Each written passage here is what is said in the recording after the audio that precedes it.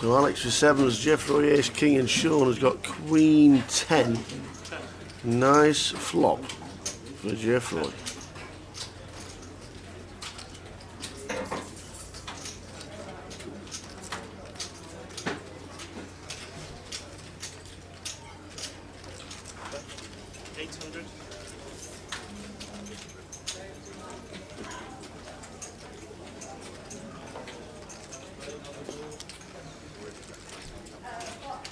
So the ace king bets out, can't get a shilling off the others.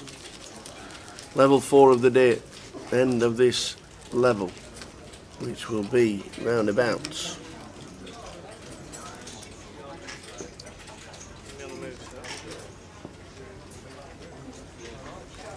It will just be past 5:45, 5:45, 5:50. There'll be a 45-minute break.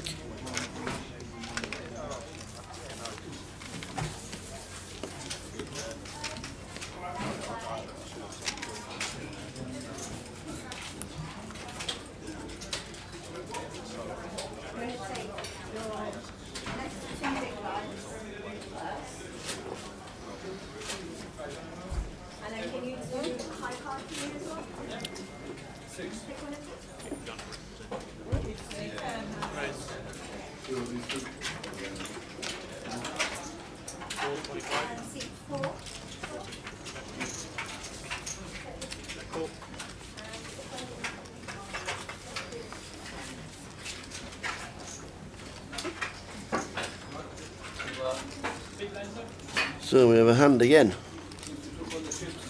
Ace king in the big blind. Jeffrey in seat 9. Initial raise by Julius with the Cowboys.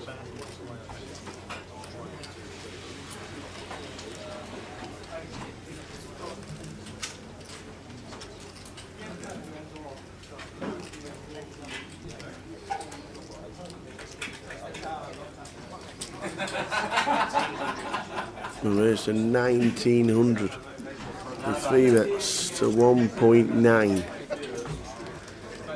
Back round to Julius in seat 2. Stack size of 12,000. Could make it about 42.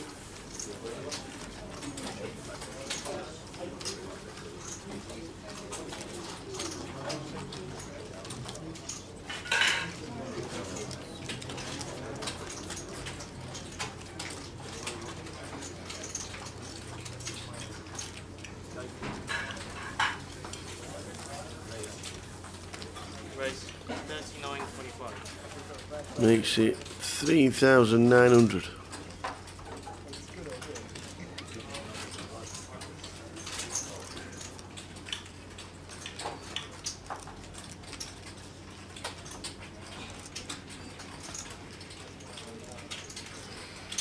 Away 4 betting light with just 13,000 behind the line. Now the lot's gone in and he's getting a call. We're going to have a showdown. Don't know why he's not snap called with 8,000 behind the line.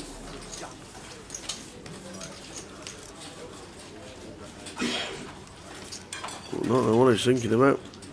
Never folding kings, to be fair. Never folding kings. You've got 8,000 behind the line. You'll be very surprised. The rest of the table will be very surprised when he turns over the kings once he calls.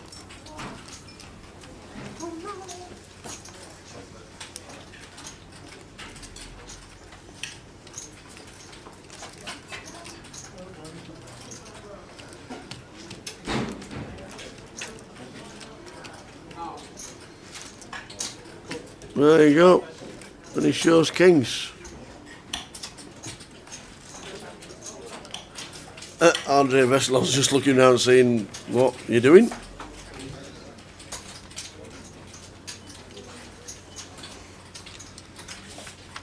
Julius Paulson, kings. Jeffrey, ace king. All in pre.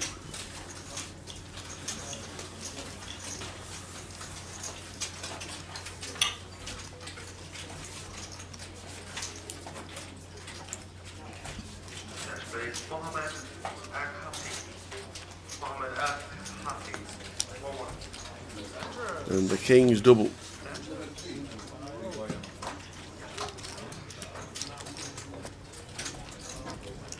It's a stack to 25.7.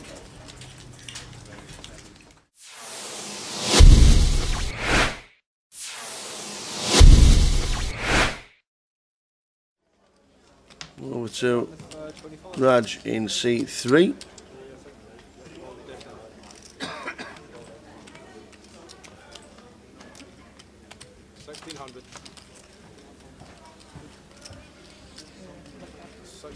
Call. Pass. No drops.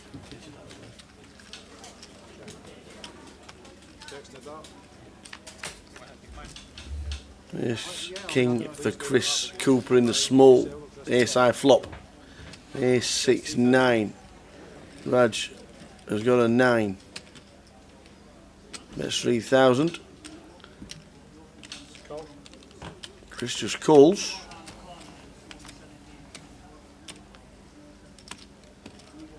Oh, turns a 9 as well.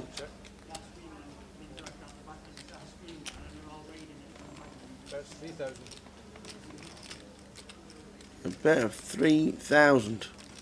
Chris Cooper. You raise to 7,000. Raises to 7. Wow, snap. 15,000. Snap. 3 bet of 15, all in is king against a 9. The 8 9.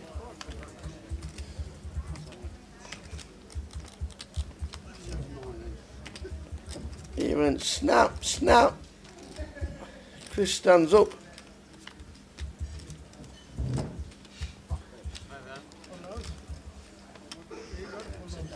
Wow.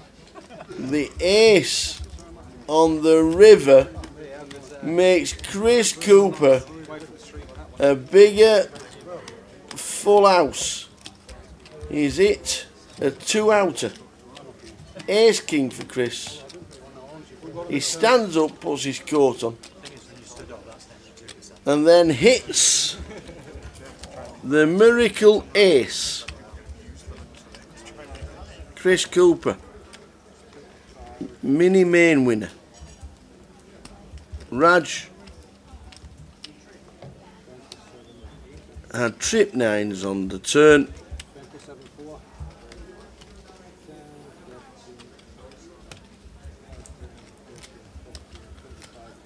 And he hits a 2-outer to survive.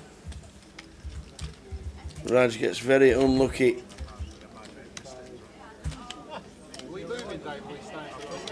Rajinder Kumar is still in.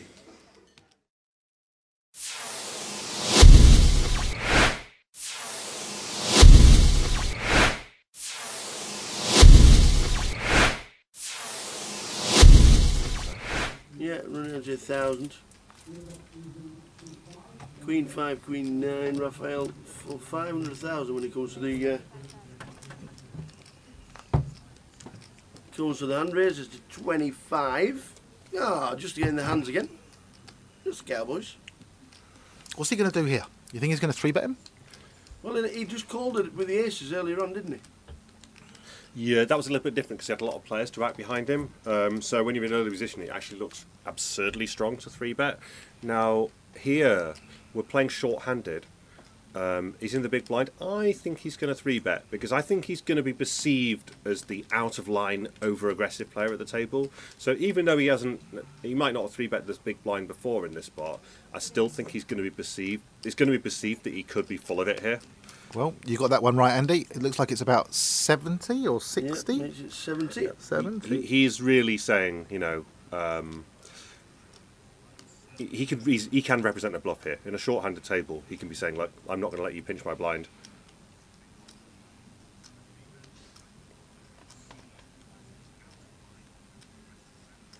Is Raphael going to call thinking, well, I got position? I mean, You know, I don't really want to fold. I've got half a hand, Queen 9 offsuit. We're five-handed. I know John's very aggressive. Does he have to have a hand to make this play? He's announced 4-bet to 130,000. Yeah, that was literally what I was about to say. It's a bit of a ropey hand to flat call. You're not really connected enough. Even like Queen 10 is a bit marginal for peeling a 3-bet. You know, off suit. You know, I wouldn't, if he had like something like Queen Jack suited, it wouldn't be terrible to peel the 3-bet. But I was going to say, if I would 4-bet or fold. If I thought that John was full of it here, I would do something exactly like what Raphael's done. So I like that. I like that play. And now, putting it back on Johnny. If you're John, are you going to ship, happy to win the 130, or are you going to call and try and stack him? My thought process here is that Raphael's super polarised on this 4-bet, so I think probably flat call. But it depends how strong. If you flat call, if he thinks Raphael's got it, you know, got a real hand like Jacks or something like that. If he feels that Raphael's strong, he should shove to try and get called. But you can always hedge your bets by flat calling kings here, because if you're not sure how strong he is, you think he might have some total nonsense, then flat calling is a good play. So let's say you're on John's spot here and you flat call. Yep. Okay, you're out of position. Yeah, but position doesn't mean anything when you're this shallow, because. But what happens if it flops an ace? You just ignore it. It's going to be quite hard. I mean, do you ignore it? Do you don't ignore it get and an just ace on the flop? So I'm going to say. Let's say that you do. Let's say that you do get an ace. Do you ignore it and ship it in? Do you check call it? Well, he's going to be the out of position player, and he's not going to have the initiative, so he's going to check the flop anyway with his whole range. So John isn't going to be donk betting the flop. Yeah, just calls. Yep, I like that. I think he's done that because he thinks that Raphael can have some bluffs. And the times Raphael has a real hand, like queens, he might stack off anyway on the flop, right?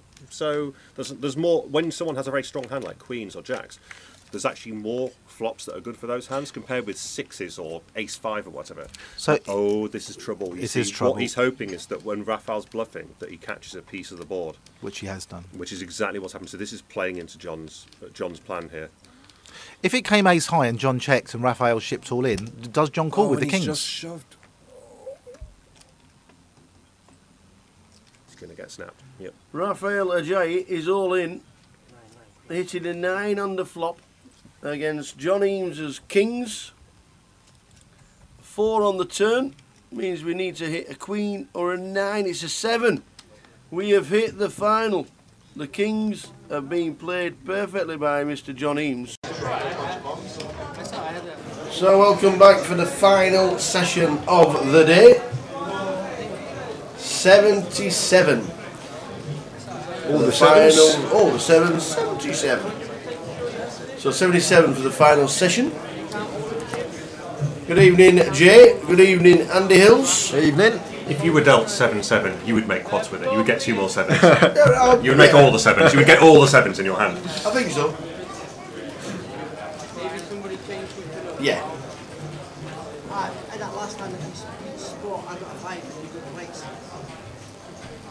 Gentlemen, it's okay. It's fine.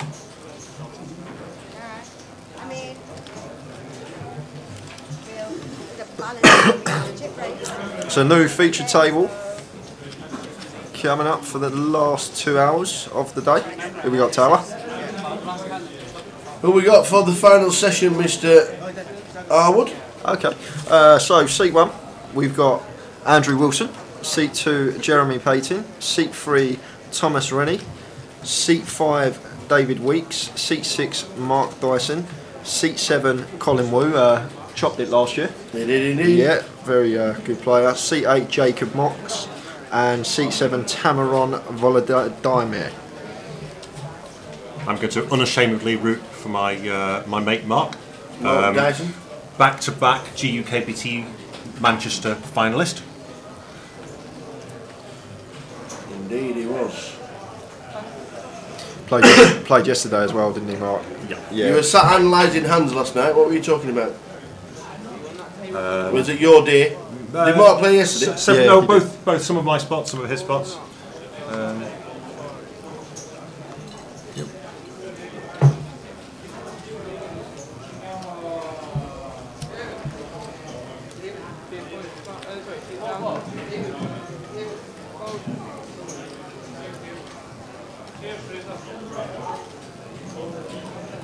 Now playing 400, 800.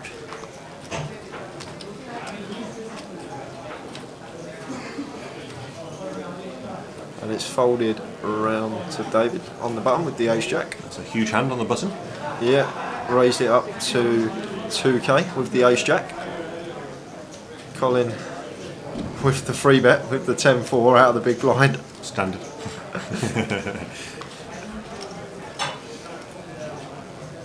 And he shows ace jack and folds. Wow! Oh, don't show it. I mean, I know it's going to be on the stream, but don't show it. Don't show it. No.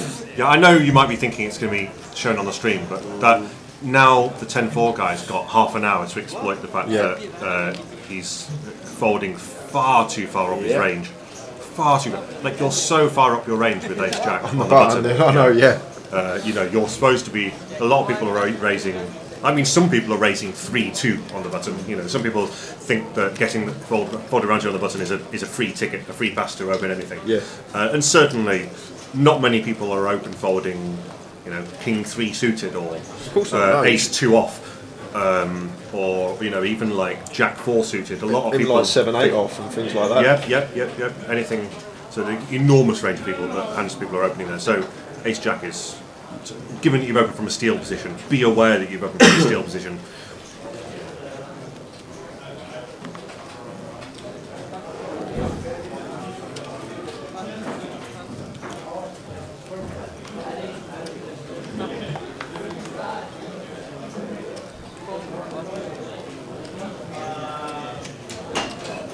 So blind on blind here, Colin limps in the small.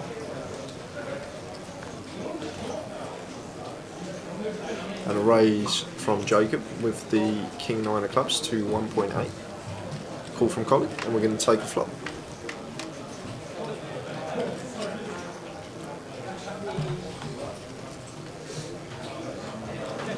Flop of ace king 4. Colin flopping a Broadway gut shot, draw.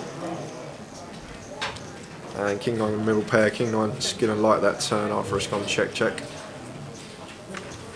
Goes check check again.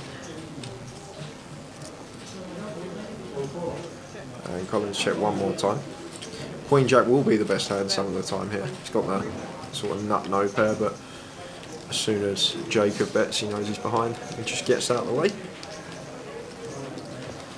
So it is 4-8, running ante of 100, the penultimate level of the day.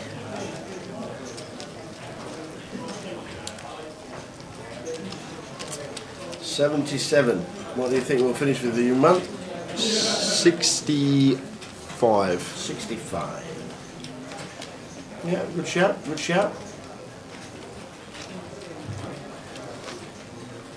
65, average, losing a player every 10 minutes.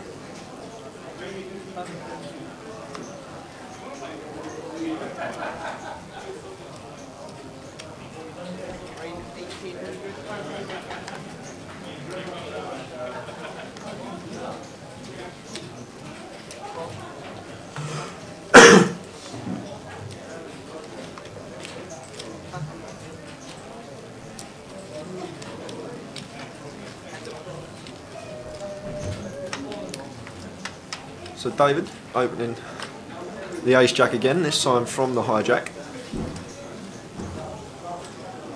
And Colin on the button with the ace 8 makes the call. And a continuation from the ace jack after flopping middle pair top kicker. Takes it down.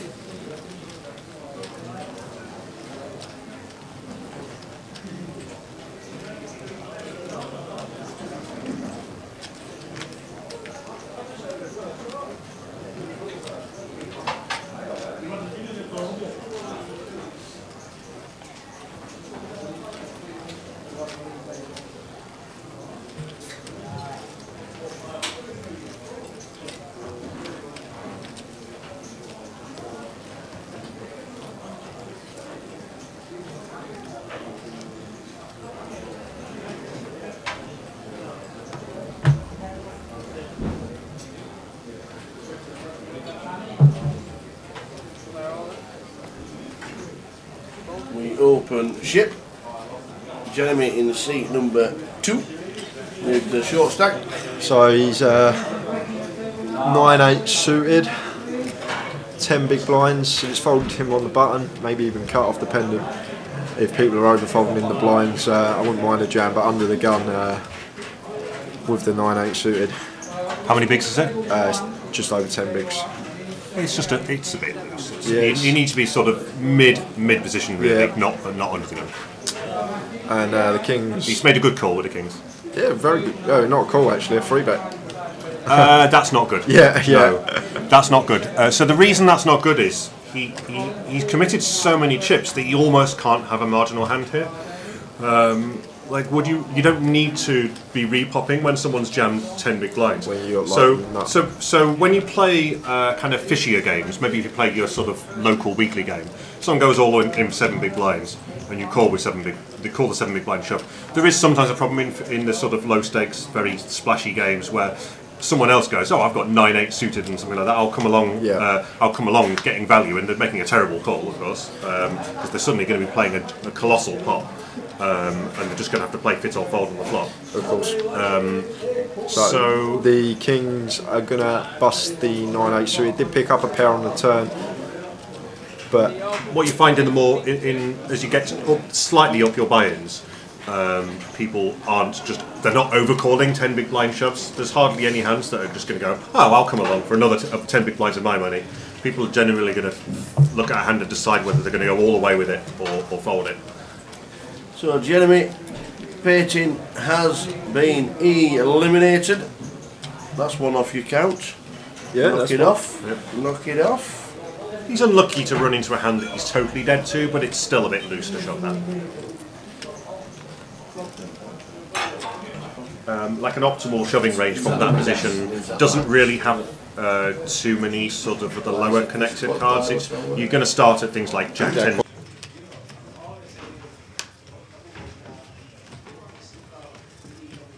Interesting. To be honest, I was boring myself. There was a streaker came do that to Tower, he goes berserk. there was a streaker come down. I had to cut you off just for a second.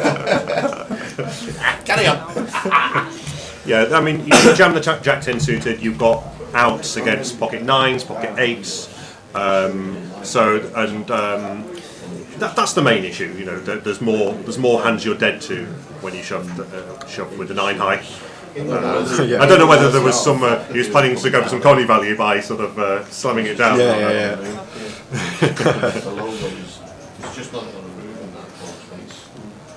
So Mark's opened the 8-7 of hearts under the gun +1.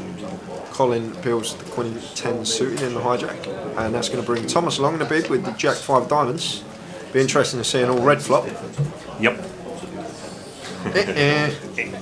But this is a good flop for Mark to continue on here. Smashes his under the gun +1 opening range. And oh, he has checked. He's sort of just given up. I think I like a bluff here because we have like the stone bottom of our range here as well. yeah, The it's 8-7. really low down our range. Like not everyone's all definitely opening that hand from that position. So given it's so bad, it's okay to try and bluff to get Colin Wu off his 6s and hands like that and 5s have to fall to a bet there. But a continuation bet, I think Colin would have peeled the Queen 10 of diamonds with the broad. Yeah, we're not trying to necessarily get him off that. You're going to have to put some more bets in to get that hand to fold. But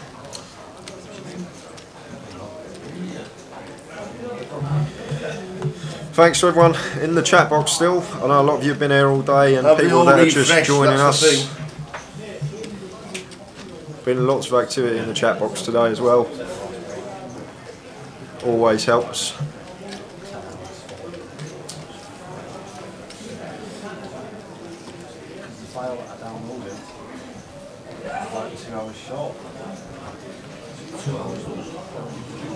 So a few of the names are still in. They're on the.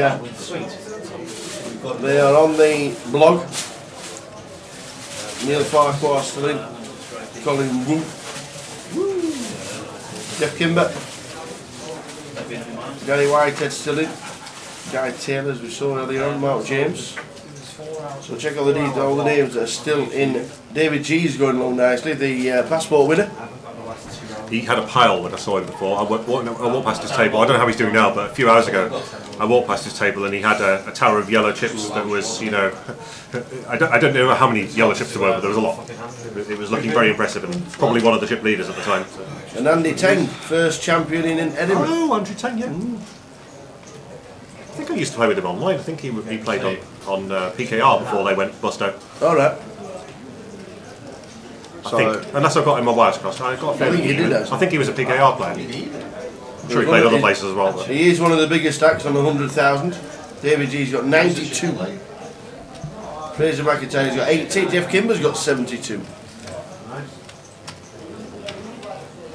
So Mark continued on this board with the Ace King, and Ace 10 has build one with the Broadway draw. Wow, well, what a life! What a life for David. That is, there's a graphic error there. It's actually a Jack Queen 6 flop, so just ignore that.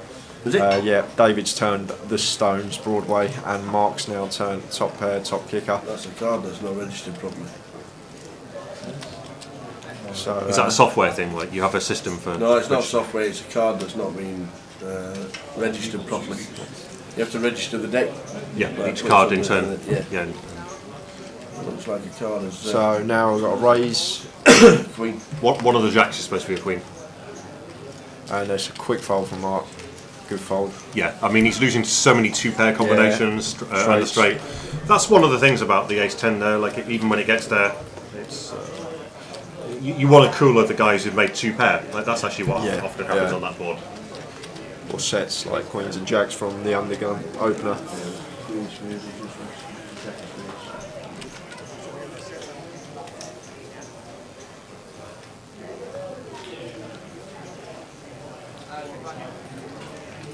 So Gary's refreshed and he's back with us. Hope everybody else has as well. We had to stop and start the server because of the upload to YouTube.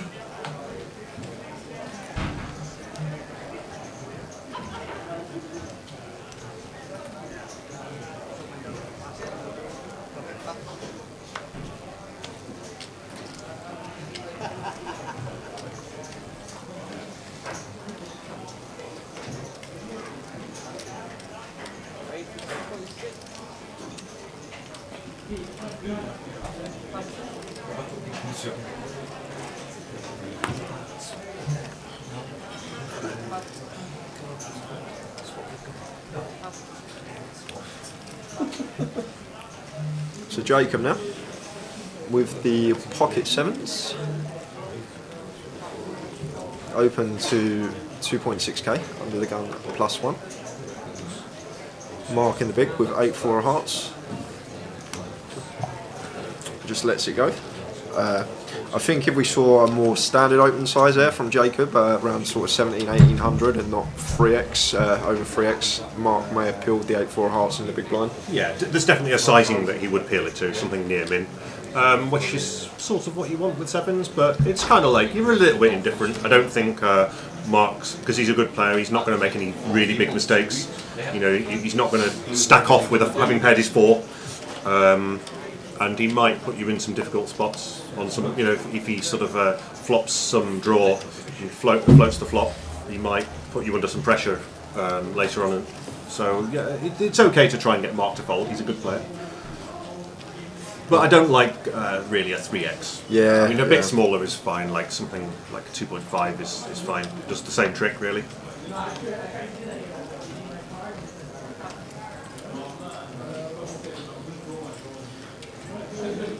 This time Tamarov with the small pair under the gun at +1.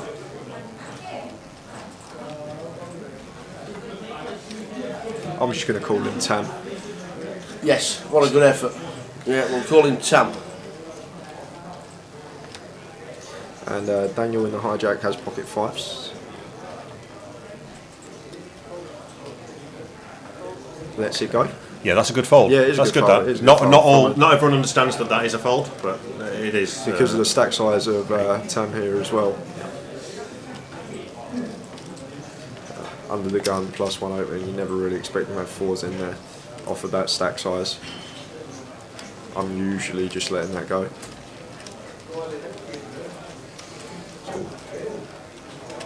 So not too big a stack for chip lead at the end of level 8, coming into level 9, 70k when we started with 20. Yeah, it's quite strange really, because there was quite GK yesterday had a big stack finishing the end of the day, and with more tables and more hands being played, so more chips circulating, you expect to see the bigger chip stack on day one. And more fun players. Yeah, on exactly. Friday Yeah, as well. more fun players. Yeah.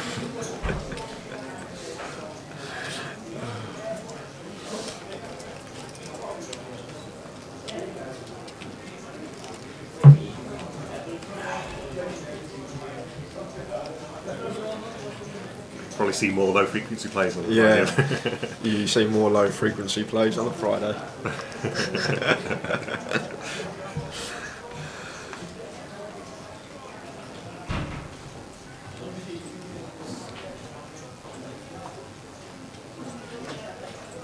So Daniel playing a 27 big blind stack, electing to open the 8-6 of clubs under the gun +2.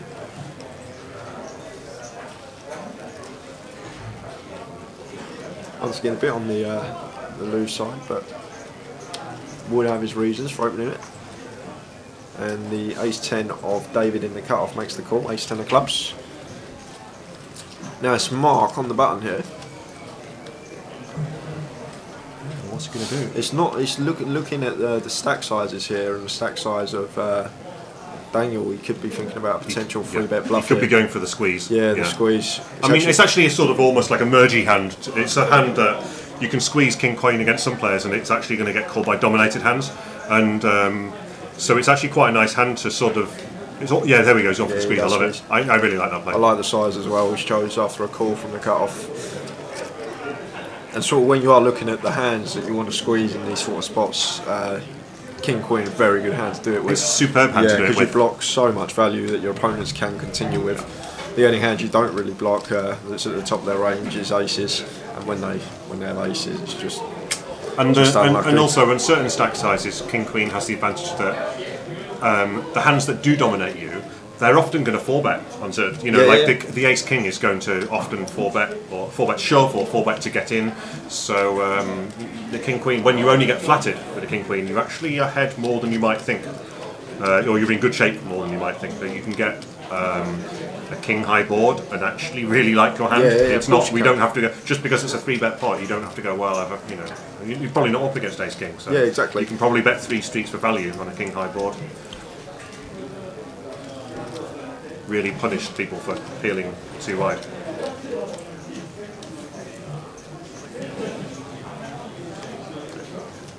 Very good play, that.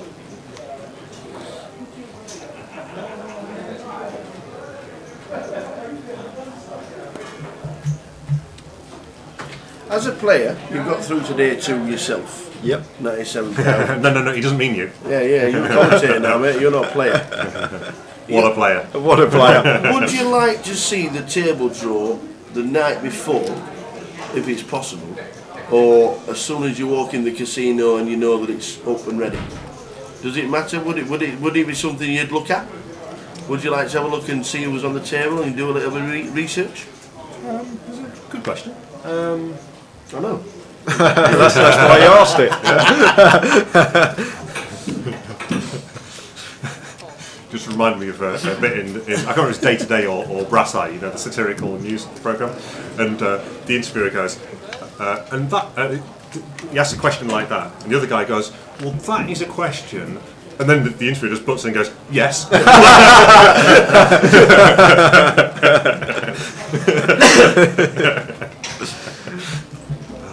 Chris Morris, what a legend. That's like what I do sometimes at a bar. When I get a bottle of water, I go, can I have a bottle of water please? And they go, still? I went, yeah, I still want it. I do that all the time. Do it all the time on the wind up. The bigger the event, the more I want to, the more it matters to check out your opponents. Especially if you play something like, and like it's absolutely mandatory in a very, like when you play, if you satellite into a really big event, play like the World Series main or whatever, you don't want to pass on any information, you know, that is out there for you.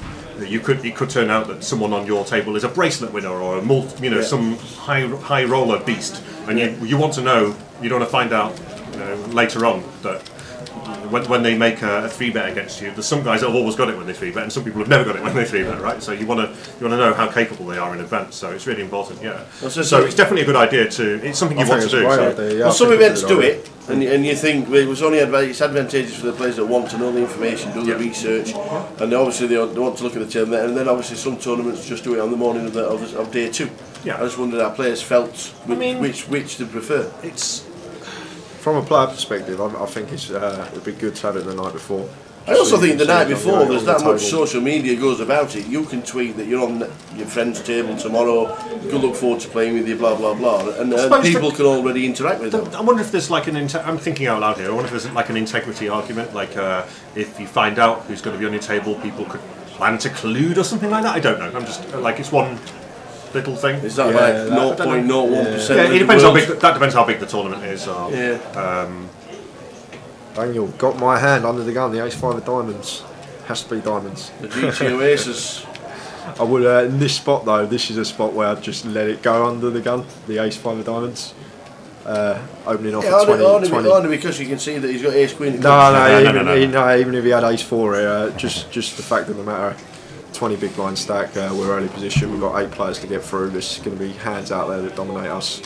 Any pair. I like playing more if a lot of people have got sort of like 19 bigs, 21 bigs, 17 bigs, because although there's some shove stacks out there, if you're going to have a few bluffs, if you're ever going to do a steal from under the gun, it's not the stone worst hand to steal with, because a lot of people are not going to have stacks that they can flat from, you know, like. But the problem with opening up a 20 big blind stack into maybe a table with a few like recreational players, that they don't realise that they shouldn't really be flatting that many hands. Well, it's good enough to fold they might flat some ace jacks and things like that, whereas off stacks where more experienced players would 3-bet jam. So you actually find in like some mid-stakes poker and some tougher games that people do actually steal off that stack.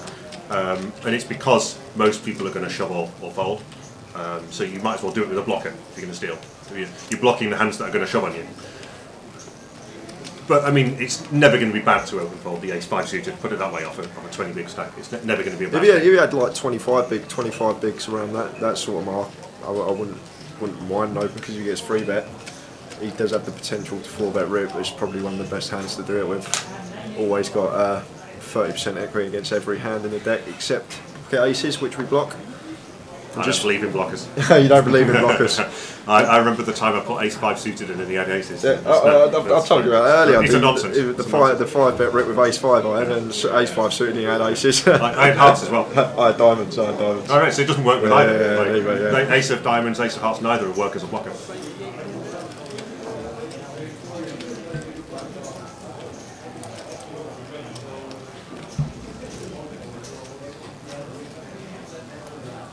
Okay, don't really like the limp under the gun with ace-5 off. Just open fold it. But we got an ace, Andy. We've got a blocker. We got a blocker. So Mark, the last 3 hands in a row, he's had king queen, ace queen, and now he's got ace jack. Yeah, it's good. It's good when you have an aggro image and you get a spot like this. He's ISO'd Thomas here, and they're going to go heads up to the flop. Okay, we've got another. Have we got another dodgy card here? Because it said it's. I think it's a jack of spades, isn't it? Jack of spades, yeah. It was something else, isn't it? Yeah, because I think the ace-4, the ace-5. Oh, sorry, I thought the ace-5 had out flop. I thought you had ace-4. I can't figure it out. I think the jack of spades is a queen. Is a queen, yeah. So Mark has not flopped top edge. It's not registered properly. I hope Mark in this hand is looking at the board and not on the.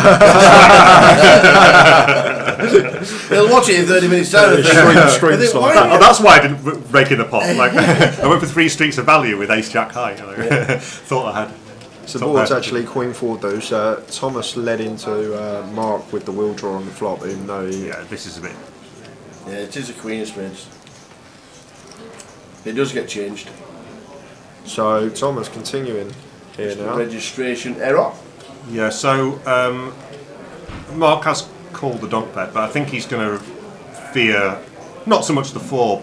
The Queen X really now. He's going to fear that the like the Queen X. Yeah, like I said, I keep thinking Jack X. Like Queen X, fear the Queen X. Shouldn't be limping in the first place under the gun +2. So, really, but given that he did, he's probably the kind of people that do that. They often limp Queen Jack, Queen 10 suited, and things like that. Queen 9 suited. He has called.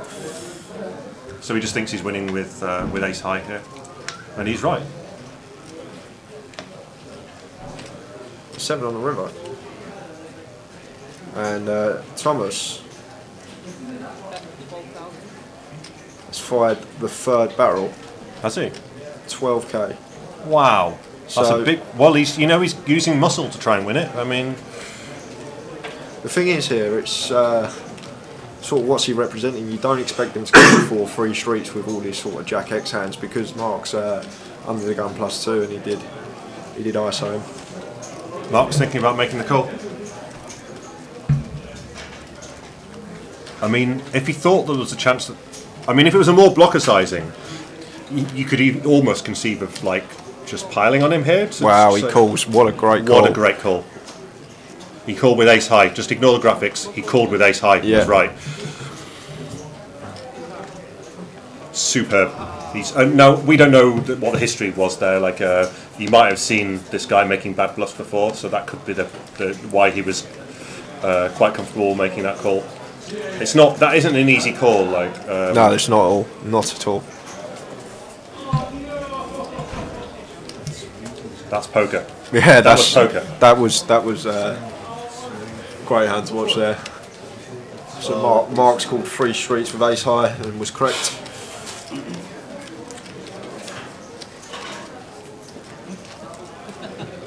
So the last 2 levels of the live stream. Thanks to Andy Hills for joining us all day long. Didn't fancy the bounty. Only 23 players in the bounty, but that was due to space. Only 2 tables to start with. Myself and Jay here all day as normal. We wish Andy Hills good luck tomorrow. We don't want to see him all day at all. Yeah, we don't unless he's on the You feature can nip table. in and tell us a chip count. We don't mind that. We do. We don't mind seeing him on the feature table, but Yeah, not here. yeah. We don't want to see him in here. No.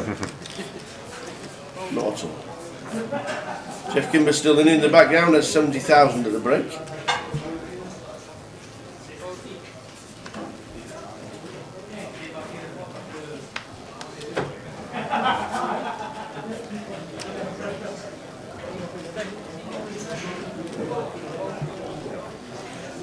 I'd love to chat to Mark about that hand. I'd love to get his thoughts on it because the flop was what Jack 4 deuce, Queen 4 deuce rainbow.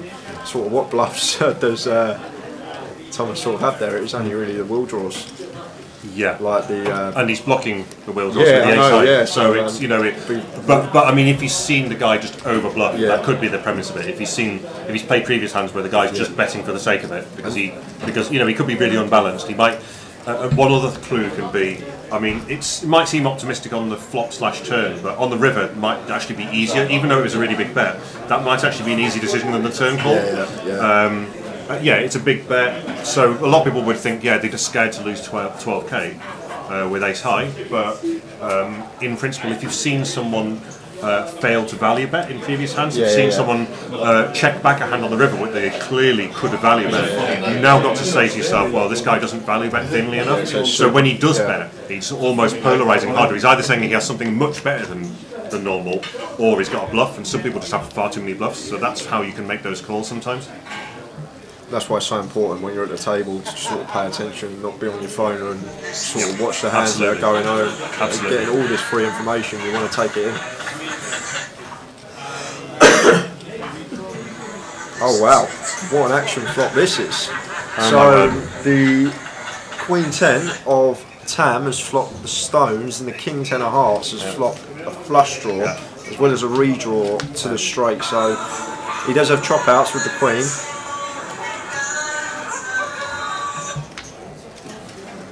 So it had ended up. Wow, There it he is. gets there. Yeah. So we're going to lose the Queen 10 of Tam.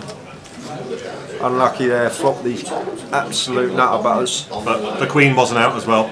Queen 3 outs as well as the heart Yeah, outs as well. three outs with a chop. So it's a pretty fair fight. I know, not for a chop, 3 outs wins it. Queen's Unlucky good. Tam.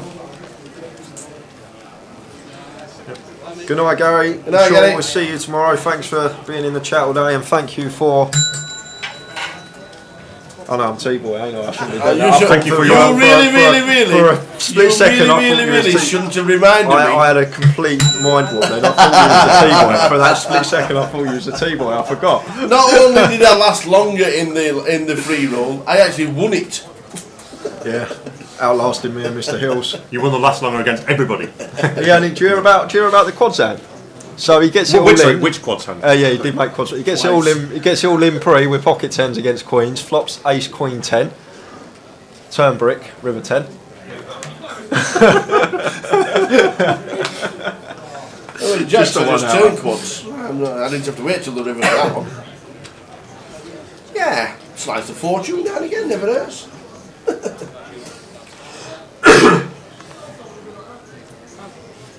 So Colin been involved quite a lot the first half hour or so of the second from last level of the day.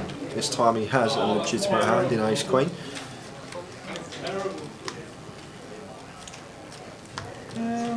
Ace 8 suited. Ace, is that 8 or a 6? I can't see from it. 8. Ace 8 of diamonds in the small.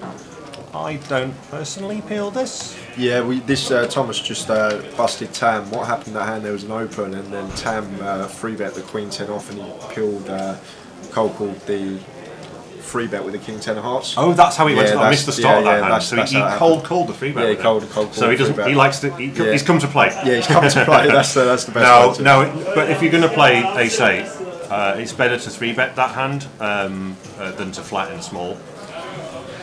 It's not many hands are good enough to flatten in a small against an under the gun 1 open. Even quite an aggressive open, even then there's an argument for 3 betting with most of the or a lot of the hands that you can continue with. Small blind is the worst position at the table. Yep. Always acting first on every street.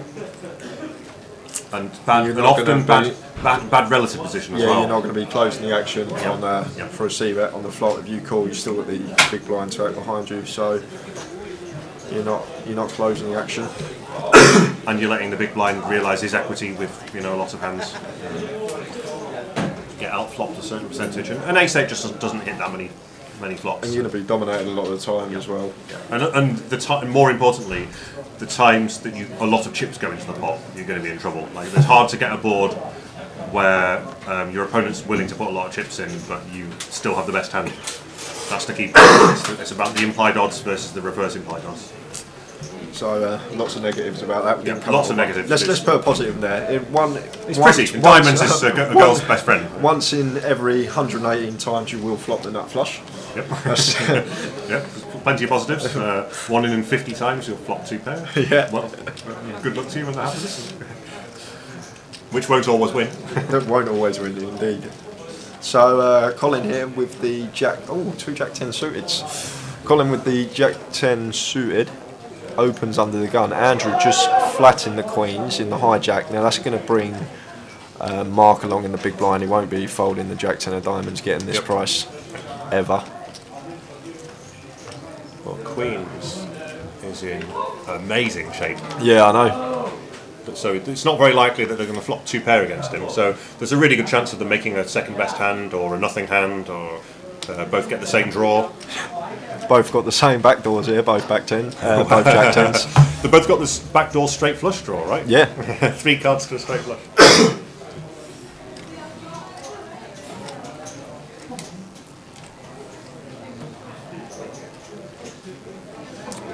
Of course, as the graphics reflect, the Jack 10 of... What? Huh? Did the... That can't be right. Nah, there's no So way. do we think that the Queen of Spades is a Jack of Spades? Yeah, it's got to be. Oh, I forgot. Yeah, It's got to be. Yeah. Evening, Yamo. Where have you been working tonight, young man? Top DJ. Turned 40 the other week. It's all downhill from there, Pop. Let me tell you. Where have you been working this Friday evening? What have you been up to? Why have you not been? Oh, if you've been working, you might not have been playing in Blackpool. Blackpool Grosvenor Casino. Got a picture earlier on. They got the live stream on in the card room. All card rooms should do that. If you're in your card room, your local card room, and the live stream's not on, just ask them to clip a monitor up to a computer, stick it on. That's what we're here for. Yamo's from Preston. Anybody else from Preston around here? Maybe. Any Preston as a bat? Maybe. Oh, good evening, Mr. Yamo. Craig Allen. Big Preston fan. I've got a joke to tell you later, remind me. Yeah. No, you're alright. After, you're after, alright. after I've had Alright. a few beers, remind me. Right. Oh, I've been to watch Michael McIntyre.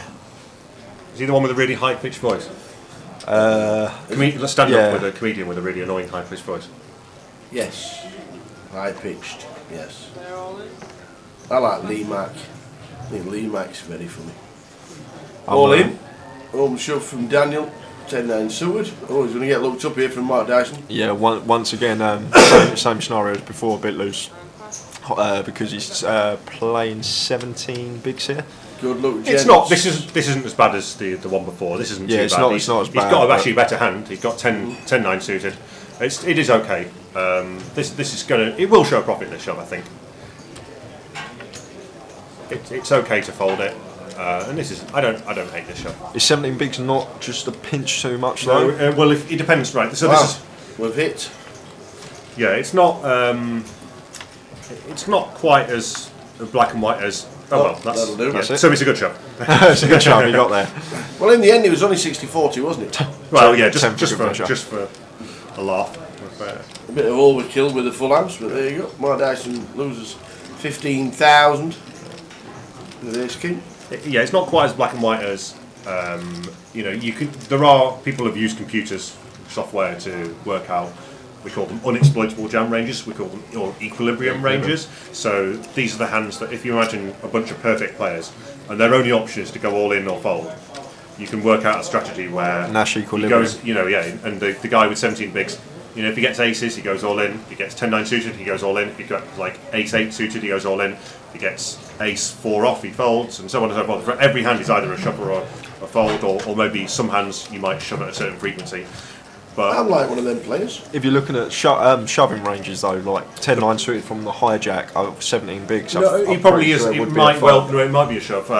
Or close anyway. Sorry, Tom. It could be closer than you think, or it could be a shove. But the only thing is, those ranges assume that you're shoving your whole Perfectly. range. Like when you look at the charts, the equilibrium ranges assume you're protecting your weaker shoves by also shoving aces. Yeah. Nobody's shoving aces, or not many yeah. people are shoving aces for 17 bigs. Most people are going to try and induce with it, and some people are going to induce with ace king, and definitely almost everyone's going to induce with aces and kings and queens, and everyone's got their own sort of threshold where they're scared of, like amateur players are often scared of playing tens, so they just put it in, whereas actually they might make a bit more money by inducing with it.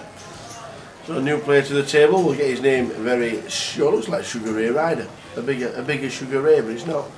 Sugar Ray's not in the building. Looks a bit like Pearsy. Get with a few tattoos. He'll be up feeding now, won't he? How old are the little ones? Young, Good friend you are. young and numerous. No, a few months. Young and numerous Young is and the numerous. key point. So Andrew, the big stack at the table, playing 112k. Opening the 10-8 of hearts under the gun. Mark on the button with the 7-6 lines. Had a quick glance at the blind stacks there. Reason he's doing that because if someone only had around 10 big blinds, he might opt the fold option. What people often don't think about is that when they look at the price of seeing a flop with a hand, they don't think about, like, they can see how much it costs to pay now, but that doesn't close the action. That doesn't mean you're going to get to see the flop. Someone behind you could re-raise. Yeah. So a lot of people spew chips by not realising the shove stacks behind you that are going to deny that flop a lot of the time. Exactly. And aggressive players might squeeze you out of the pot as well. You've got an experienced player who's aggressive. So bit of everything here. So Yeah. Jacob with bottom pair, Mark with top pair, and Andrew with 2 overs and a 10 high flush draw. Andrew actually favourite here 3 ways, equity wise, obvious reasons. He's got 15 outs he can hit. Yeah, Mark has, in inverted commas, the best hand, but in reality, that doesn't mean anything. Having the best made hand You often find amateur players, they talk about how they had the best hand and they moan that they were outdrawn, but actually poker is, there's a lot of drawing in poker, and it's a very, sometimes you're better off with the draw than the made hand. Made hands can be very fragile, and they can be already losing to better made hands, whereas a draw can be a better prospect and a hand that can put pressure on. Shouldn't be calling here, Jacob, the overcall with the 5 deuce here.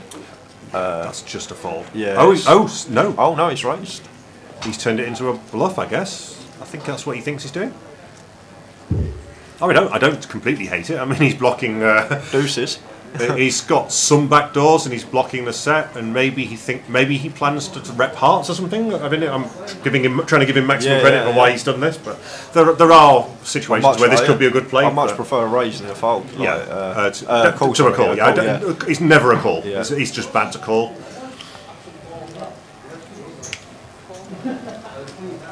And it actually gets the best hand fold, which was marked with the 7-6 diamonds. 7-6 gets out of the way. So to the turn. One thing I'll say is there's 30k in this pot now. It wouldn't be totally terrible for the 10-8 of hearts to just pile over the top of that check raise. It just depends how. I mean, we can see he's got a bluff with the 5-2, right? So now Jacob's checked here. This can be a boat a lot of the time because he does actually have less than 1 SPR.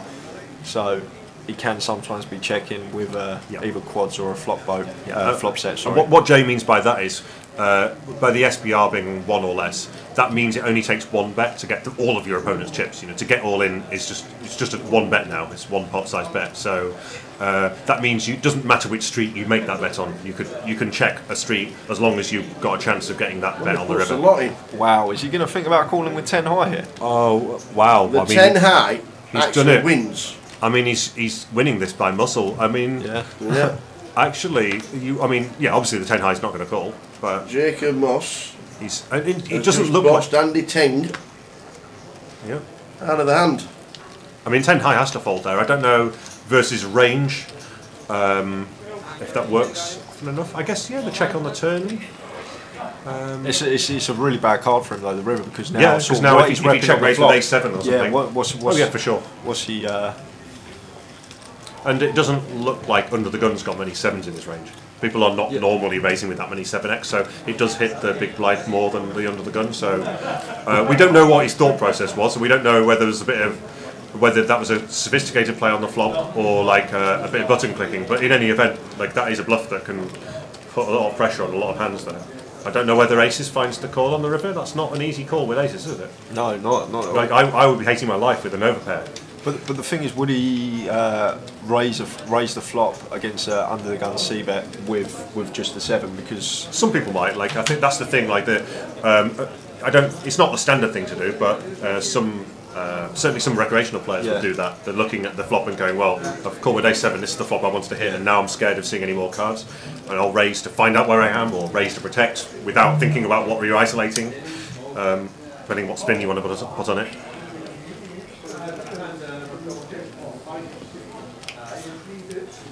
So 15 minutes left, I believe, on this level before we head into the final level of the day. Thanks for everyone that's still here on your Friday night, tuning in with us. Indeedy, indeedy. It's been another great day, fun day in the comments box. Andy's been here all day, keeping us company. Had some good laughs. Alright. Boom, baby. I'll have a coffee, please. 1 sugar, thank you very much. Andy? Tea, no sugar. Boom. Thank you, sir. No problem. You will underperform in free rolls. It's not a bad tea boy, is it? I think he secretly likes it. You want to know what the bell is? Gary Clark faces a bell for. We've had a couple of prop bets for the free rolls that Groban have been putting on, and Gary actually met us at Preston train station to give us the bell before we headed up to Edinburgh. So thanks to Gary. He wanted us to have a little bell. So every now and again the bell will ring, and the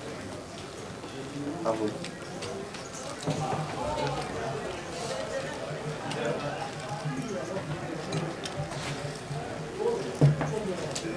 Yeah, so we have 2 Andrews, which will be an Andy Teng in seat number 9.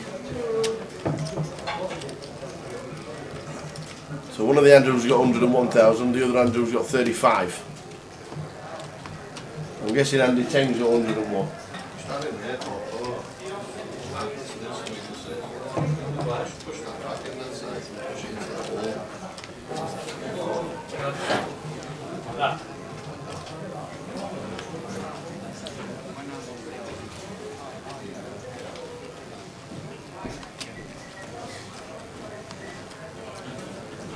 Melanie's still with us, still bouncing because she got the £30 token for the GUKPT. Sure, well done you. Not the only one bouncing about that. Not the only one. I've not mentioned it since. Oh, did you want one? I was talking about is or not there. Is or not there. Still not told us It's who not he all is. there. It's not all there. And he's from Edinburgh as well, it says. If you are watching the stream, it's not all there. Love to know who it is. Good screen name.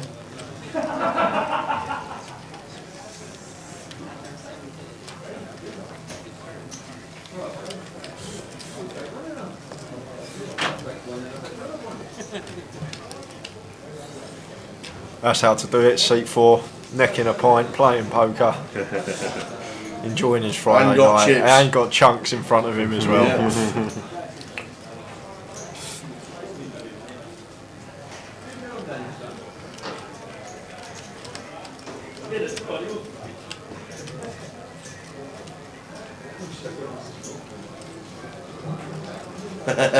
Too excited to sleep after a big win. Well done. Biggest thing I've won. I'm happy. So blinds 4-8 with a 1 for the next 10 minutes or so. Under the Guns just made a very unfashionable open fold with a 9-7 seated. Like, who even does that in Edinburgh, GUKPT Edinburgh, right? Especially when he's having a beer as well. Right, I mean, that's Figures- outrageous. Yeah. I think he probably misread his hand. Right? He just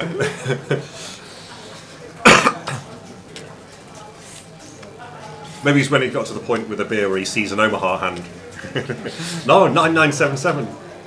So it's going to be Mark that opens this time with the 6-4 hearts. Colin called directly to his left with the King Queen. Andrew on the button wants to come along with the Queen Jack, and Daniel's also folding 6-4. And Big Blind's going to get out of the way. We're going to go 3-way to this flop.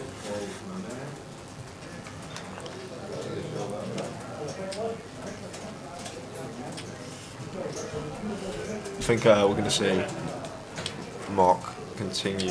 I don't know. It's just checked. Let's check through.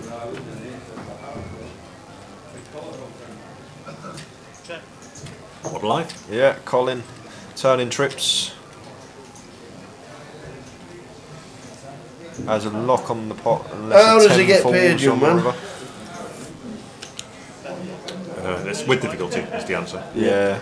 It's like, what's Andrew going to do here? Like, float this? I think Colin gets nothing from this hand. That's my prediction.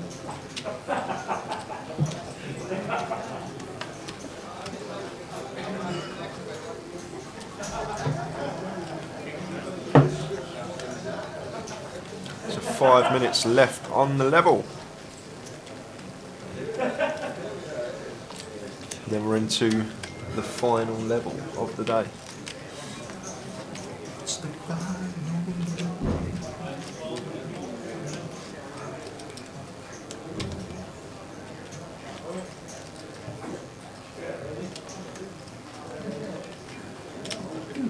I feel like Andrew Teng had a really big result in Vegas sometime, unless I'm imagining that.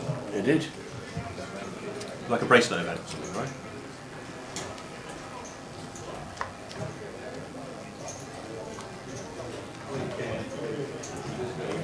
You win a bracelet? Something like that. Maybe I'll just roll my final table, something big maybe?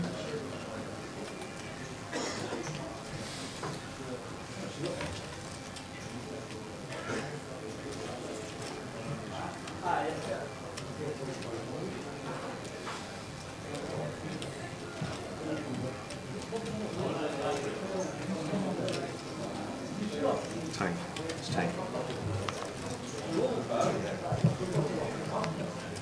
Sick decoy pages put out there.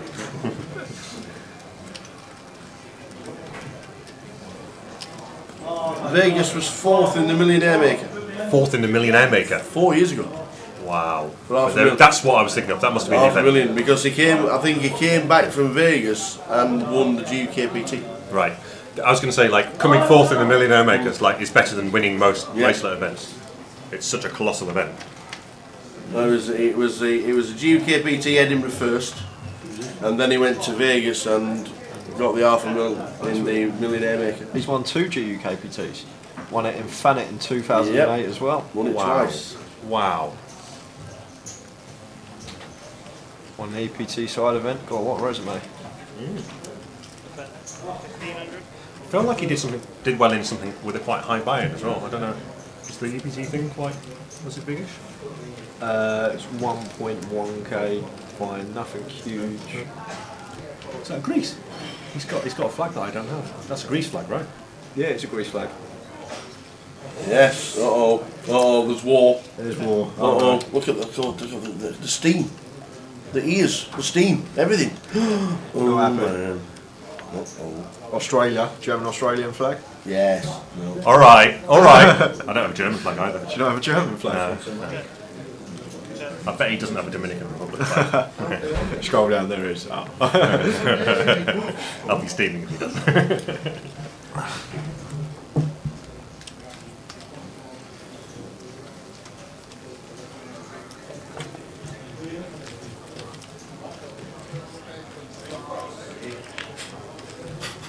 What was that? Someone at the table.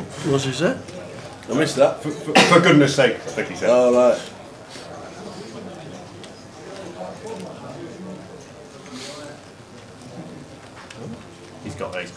He's just taking the mickey.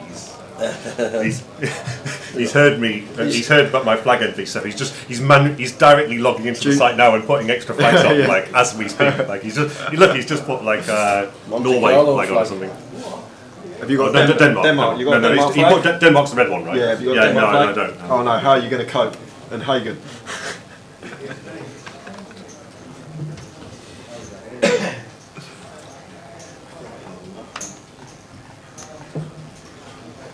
We're talking about Andy Teng at the minute, seat number 9. Seat 9, Andy Teng. Has a good poker resume. Very impressive. Some very big scores. Colin Wu, another real hand.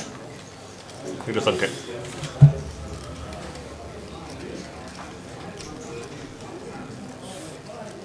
Can he get caught by anything? Thomas came to play, didn't he? He's been playing a lot of hands. Is he going to make a loose peel? So one Yep, more. there we go. Yeah. True to form. Yeah. Blinds up next hand.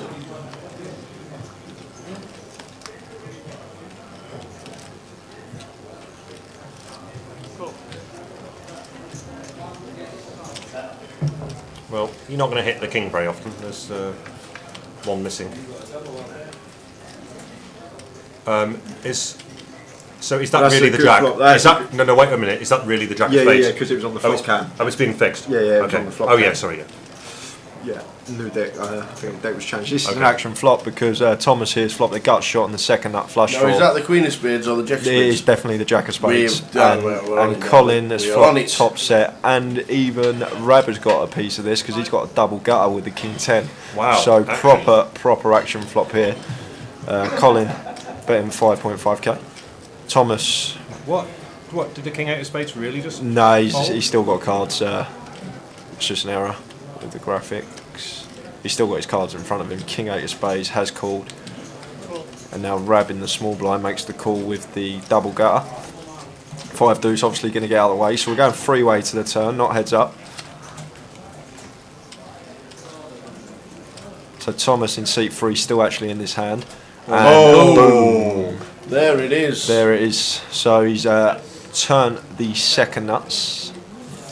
And Colin's still with... Like Colin's still got reason to bet here. He doesn't have to be up against a flush here, and he's got a set, and he could get called by some single spade hands. So it's definitely possible for him to keep betting with the jacks here. There's Thomas's king 8.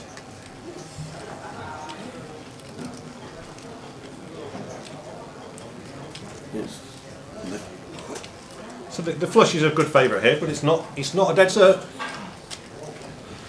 Really Colin small bet can- here. Colin can- really small. He's bet 6.5k into 30k. I think it just it's 6.5k into 30k. So just under 5-1 on the call the jacks again here. So I'm actually getting a direct price to hit their boat. So I guess given that did it go 3-way to the turn, right? Yeah, 3-way So to I the guess turn. he thought that now there's 2 players that one of them may have made the flush. I think if it had gone heads up, I think he probably just keeps betting with a set of jacks. But given it went 3-way, yeah, he's going to be up against a flush quite a lot more often, like quite significantly more often, I think.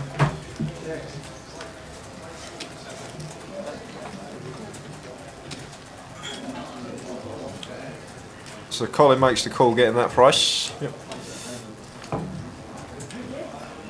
And the thing is, I don't know if he's realised he's done it here, but what Thomas has actually done, he's set up a pot-sized river jam here with the flush, and He's be interesting to see if he does rip it in. was it Thomas that powered the 5-2 before? Yes. Like did the bluff? No, Was it that wasn't. someone No, else? that wasn't Thomas. That was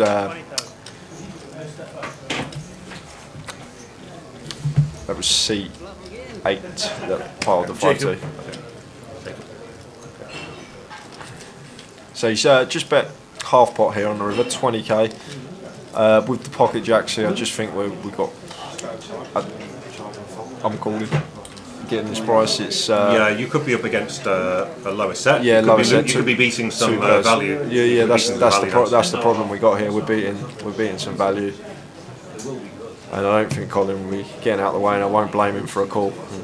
We just beat too many value hands that he would be value betting here as well.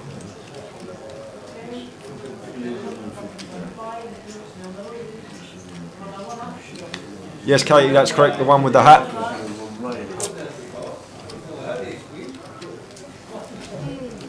Andy Teng.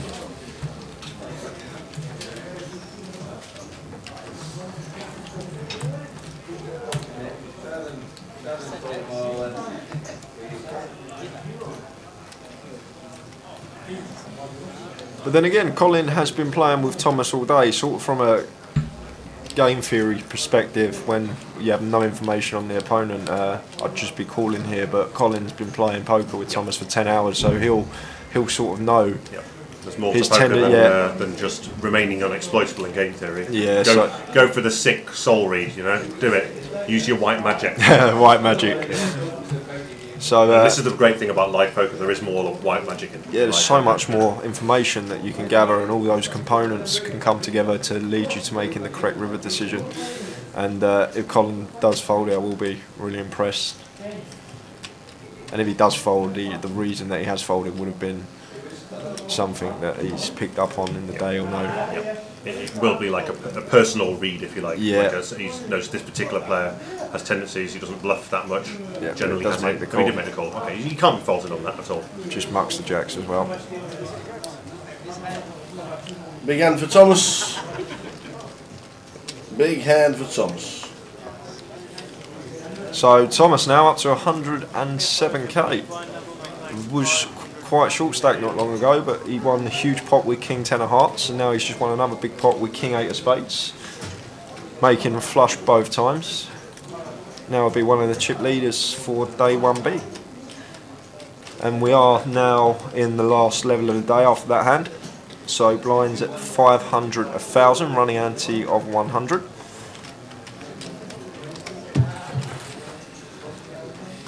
Just close them so they're not looking at me.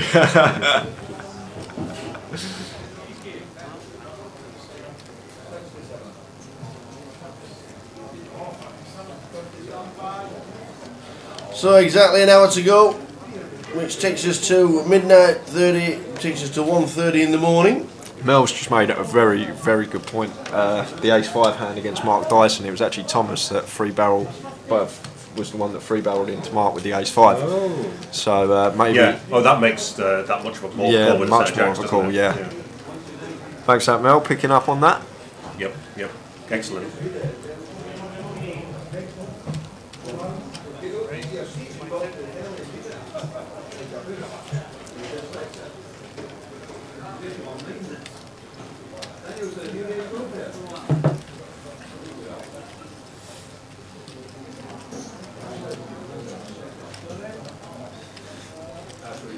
So Daniel in the hijack with the Queen Jack. Opens 2.2k. Now Rab on the button with the Ace Queen. Comes in with a free bet. Makes it exactly 3x. And takes it down. Daniel just lets it go.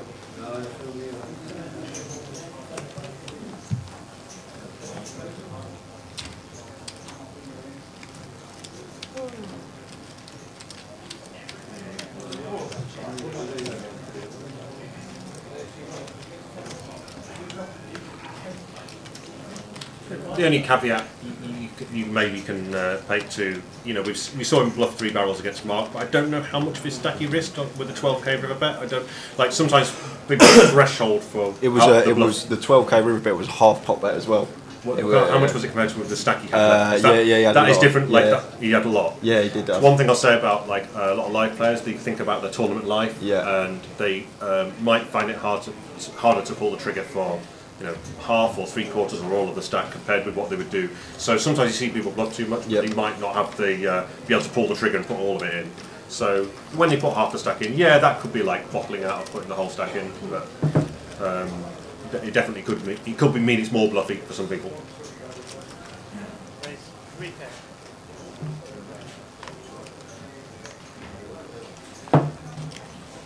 Well, this is nice for Thomas. He's got all the chips, and now he's got the hand.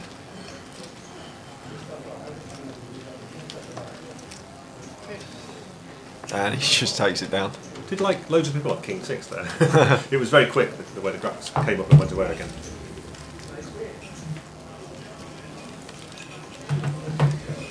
So the final level, thanks for tuning in, ladies and gentlemen. Thanks everyone. Another hour to go. We love you watching the stream. I know it's late and it's Friday night stroke Saturday morning. And we are here for the final level. One more level, 1:30 in the morning, we're just about finished.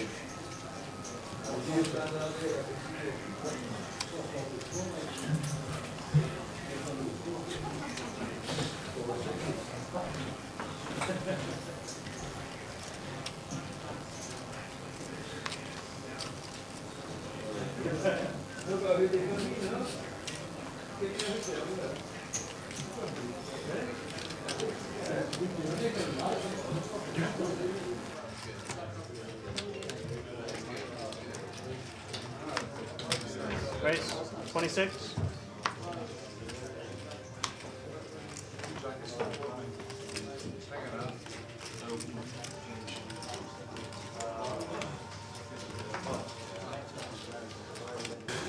Did we have a line for the amount of runners that were left? Do you remember what I said? I remember what I said. What did you say? I said 65. And I said 50. How many? Well, at the minute there's 57. Okay, so I'm way off. Yeah, you're just bang out of form today. It's been a bit of a bad day today. Bang out of form.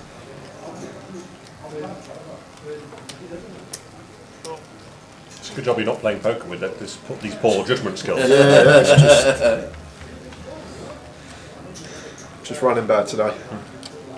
Yeah. Flush draw with the ace-6 for Rab in seat 4.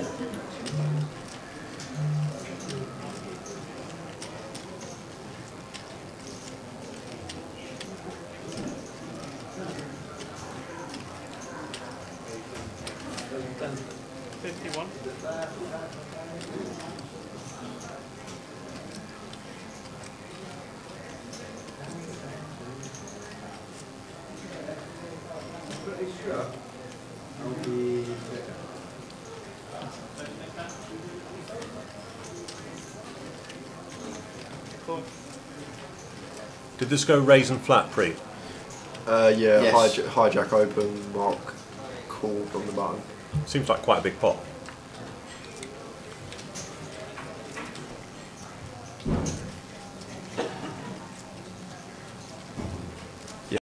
to 2.6x on from the hijack. Okay.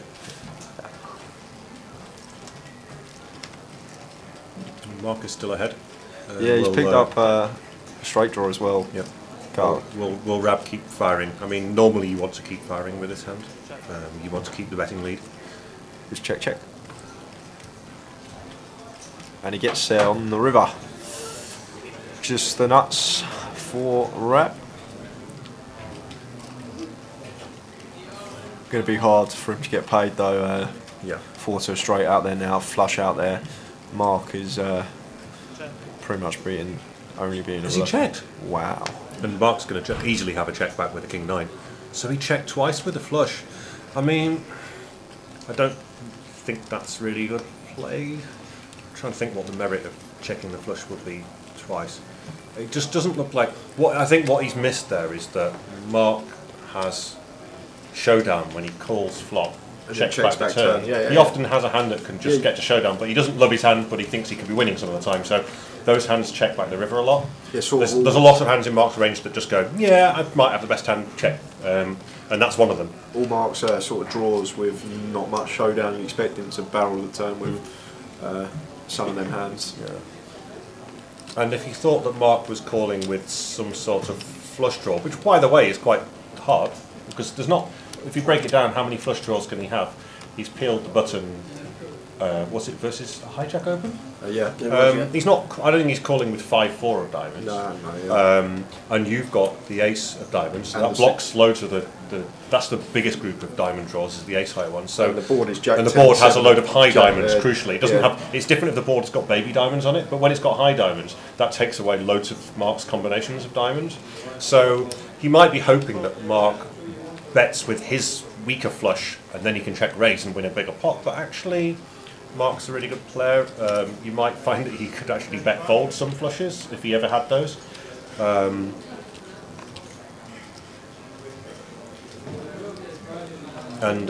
So you're better off just making a big bet representing a bluff. Yeah. And put Mark under pressure. Just put the pressure on Mark. So Rab mixing it up with his opening sizes, opens 2.6k last hand. This hand he's elected for the 3.5x. And Colin on the button with the king 10. Since Rab's got to the table, he has opened a few pots. Colin maybe thinking about a free bet, not bad. Hand selection for it on the button. Is that a free bet tower? Which he does. It's 9,000. And that gets Jacob to fold out the small blind, the ace queen. Lets the ace queen go out the small. And he going to get out of the way. He's going to come back round to Rab. And he makes a quick pass. Nice pick up there for Yeah, Colin. great one by Colin there. The isolation raise was indeed a light one. So I don't know whether he's just sort of. I mean, I know Colin. I know from playing him in the past, he's an aggressive player and he likes to 3-bet. So he might just think this is going to work a certain percentage of the time, or he might be doing it, or he might be doing it because he knows the guy who's ISO to 3.5k is zealous. He's quite aggressive in his ISOs, so he knows that a lot of his range for going to 3.5k is just sort of medium hands, jack 10 or or pocket 8s, not like super nut hands. So he just puts the pressure on with the 3-bet, and I like it. It's going to work a certain percentage of the time, even without like really specific reads. Good night, KE. Thanks for joining us throughout the day. Been great to have you in the chat box as always. Night, Chuck. Enjoy the football tomorrow. Yeah, wish Jack good luck if you haven't already. Hope he does well and it all goes well tomorrow. He'll be walking home with another trophy tomorrow. You can, I'm more or less guaranteed. Good luck. Enjoy the day, and I'm sure we'll see you in the comms and the chat box at some point. More free rolls to be had tomorrow night. I mentioned I did alright in a free roll earlier. Did you? How'd you get on? Yeah, it was alright. Yeah, alright. Just alright. Final table. 3 prizes. Managed to get them. It was alright. It's alright. Good night, Katie. That was probably the most quiet good night. She's trying to get to sleep, for God's sake. I think Jack's already in bed, to be fair. 10s for Andy 10. Folds.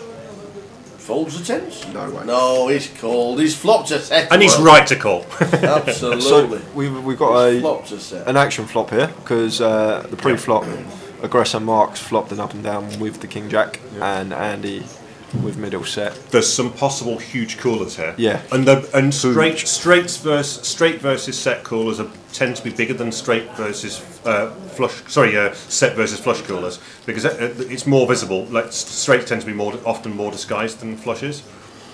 The third flush card often slows people down, but there's although we can see that if it comes a 9 or an ace, yes, that does make a particular straight. There's still loads of other hands in Mark's range that aren't straights, so the set's still supposed to keep betting for value.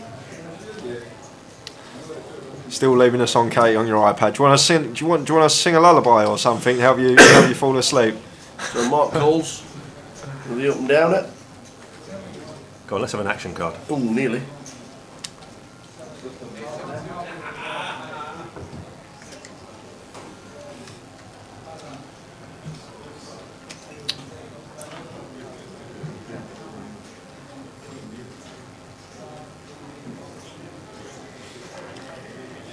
So a lot of the time, this turn's just going to go bet fold, unless Andy makes it a tiny size, which I can't see him doing. Now the 8 of diamonds is peeled off. Board's suddenly got a lot wetter. 19,000 is the bet. 19.2. Oh, he's bet nearly pot. Yeah, Mark's got an easy fold now. Yeah, he has. Easy fold. So Andy he's going for the targeting the Queen X part of Mark's range, which is quite reasonable.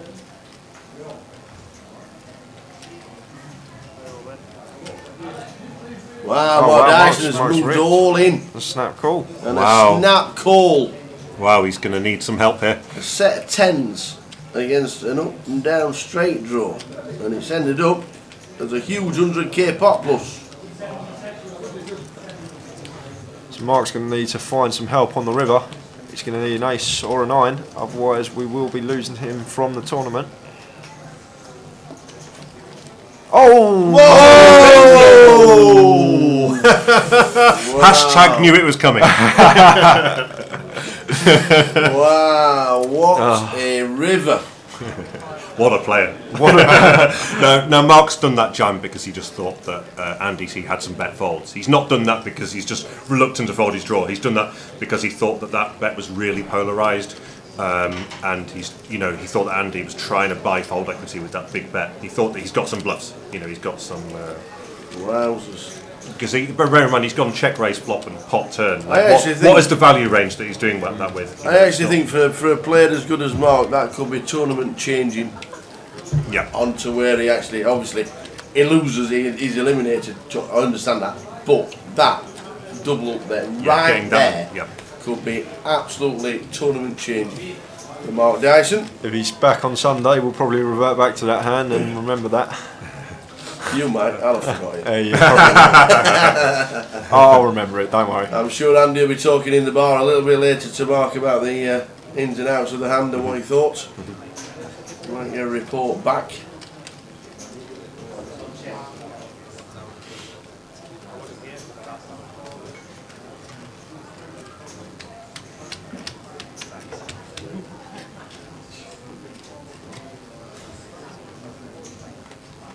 And the other thing might have been a bit of Mark's thought process there. The flop was Queen 10 Deuce Rainbow. When he gets raised on that flop, sort of the hands that Andrew is sort of representing is sort of two pair plus, and he's only got 2 combos of Queen 10 suited and 6 combos of sets and deuces. Yeah, I don't know if he peels deuces out the small, but he might have thought that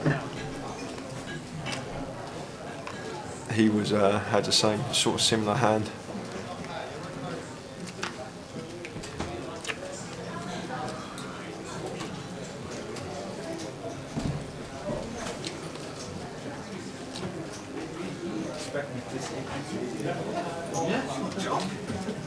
if you've got it on a tray.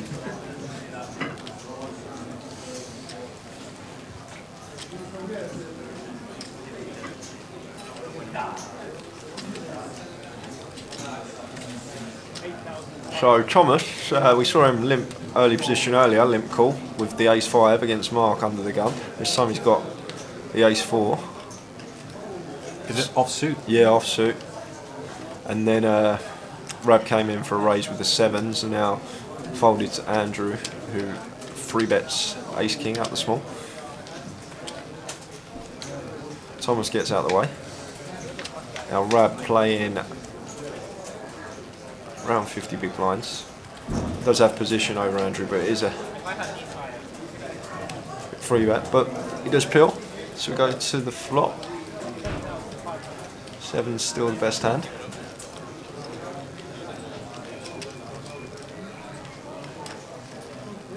Ignore the ace-4. Thomas isn't actually in the hand. He has mucked his cards. He has now. There we go. There we go. The cards disappear as if by magic. And now Andrew continuing with the ace-king for 10.5k. Takes it down. So that was a pure set mine there from Rab.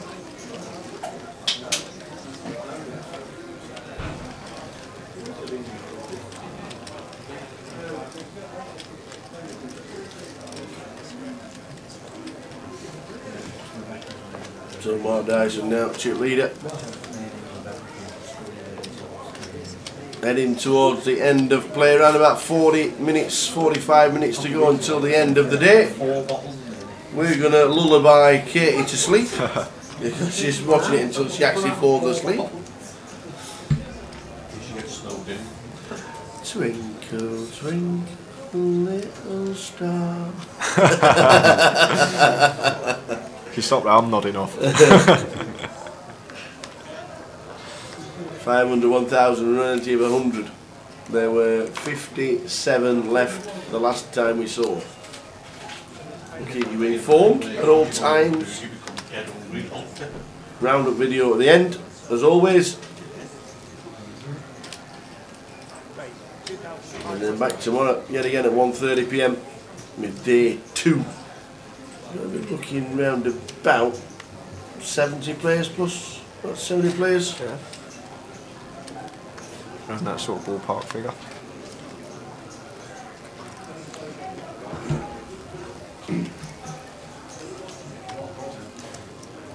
So we haven't seen much of Jacob since the 5 deuce hand. He's been pretty snug, and that is actually first pot I think he's opened since then. That was over an hour ago, and that's why he's got the open through. Everyone be paying attention. Notice he hasn't been playing too many hands. Just gets the open through.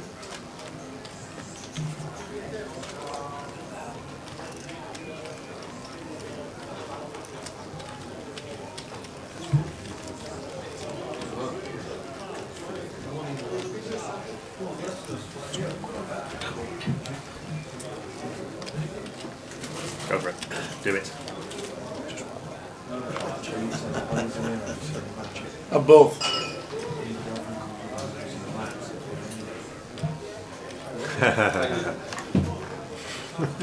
You're not eating them together, are you?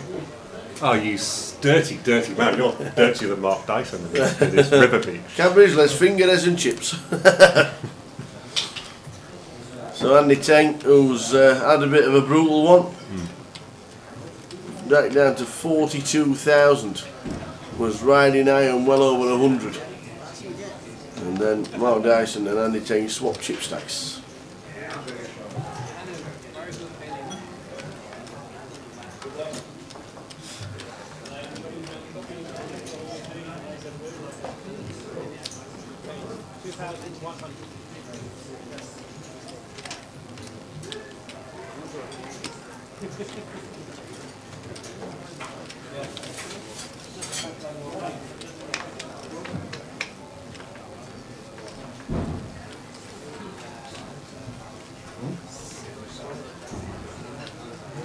Tell you what I like now, it's Saturday.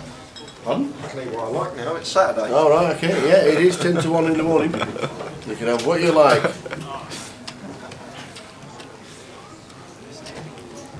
What's today a day of rest for you? Food wise? Day of rest, food wise. Where I feel like it. Usually if I have a bad day eating, the next day just eat cleaner. Yep, sounds good.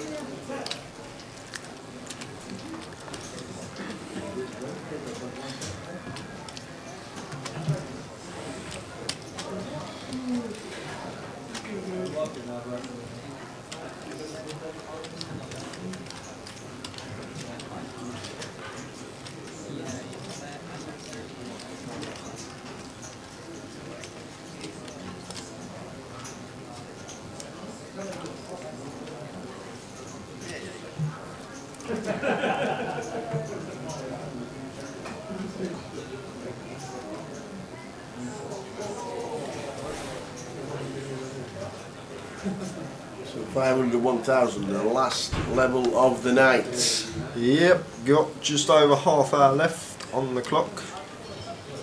So be about 15 minutes and then we'll draw for how many hands will be left to play. Not playing that game with you anymore, you're too good. Yeah, we got it right. We got it right.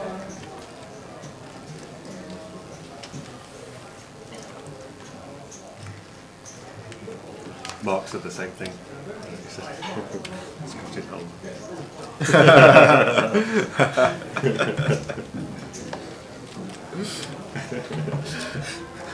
Mark has confessed to me by text message on Facebook. I need a shower.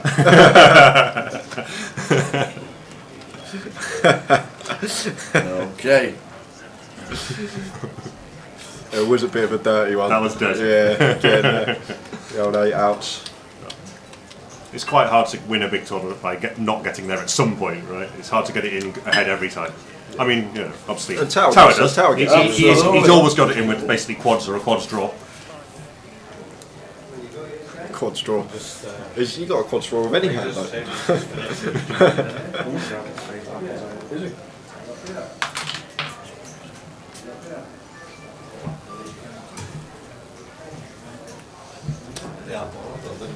So Colin, under the gun. Colin's not the sort of guy who folds Queen 10 suited under the gun. So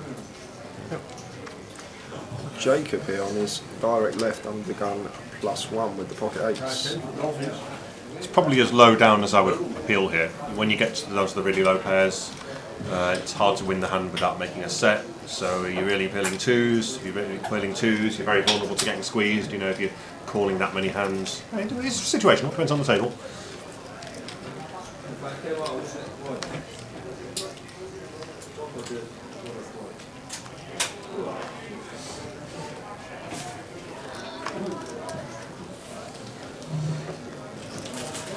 Taste.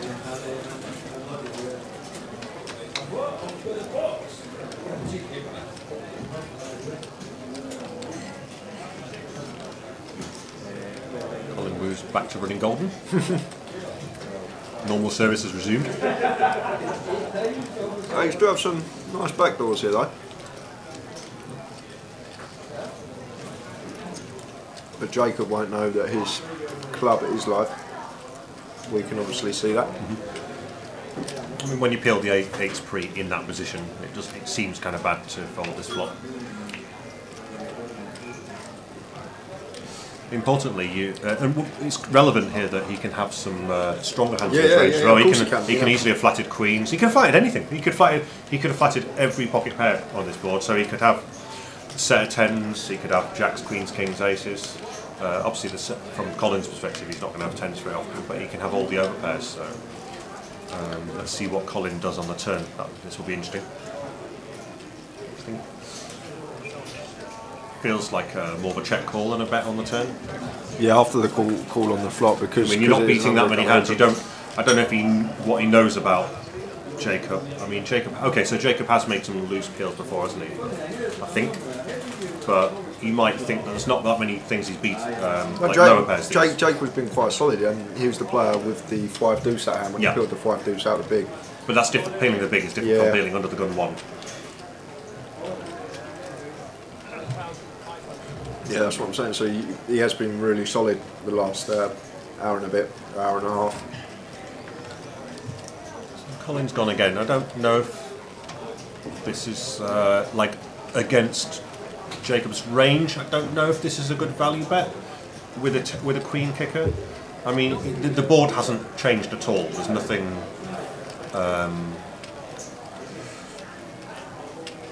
He's still kind of way ahead or way behind against a lot of Jacob's range. He's still crushed by jacks. Still crushed by, in fact, like. Still crushed by, super crushed by queens and kings and aces. I think it's. I think it's got to be a check. Yeah, it's got to be a check. You can't bet here, and I don't think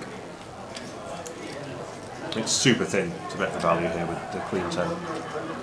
One thing I will say is Jacob might not be received to ever have ace 10 here, or even if it does at a squeeze. I mean, a lot of people not even peeling ace 10 suited under the gun 1. Like I wouldn't. Yeah, by my standard would be to fold ace 10 suited under the gun 1. So yeah, it should go check there. It almost should be check fold, I think, as played, unless you think Jacob over bluffs. Because how many flush draw combos does he have under the gun 1, right? Does yeah, exactly. If he's not calling, if we don't think he's calling with ace 10 suited. We're not on many combos. Like a lot of people are folding king jack suited under the gun 1. Maybe so. He's got 4 combos. There's not many combos of flush, so it almost feels like it should be a check fold on the river as played. I think he's got the maximum there.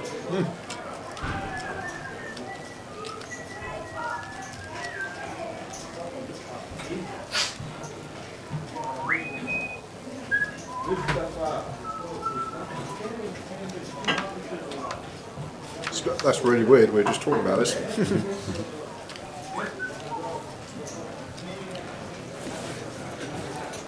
Yeah, you see, he's open folded the ace 10 off under the gun. Some people will open that.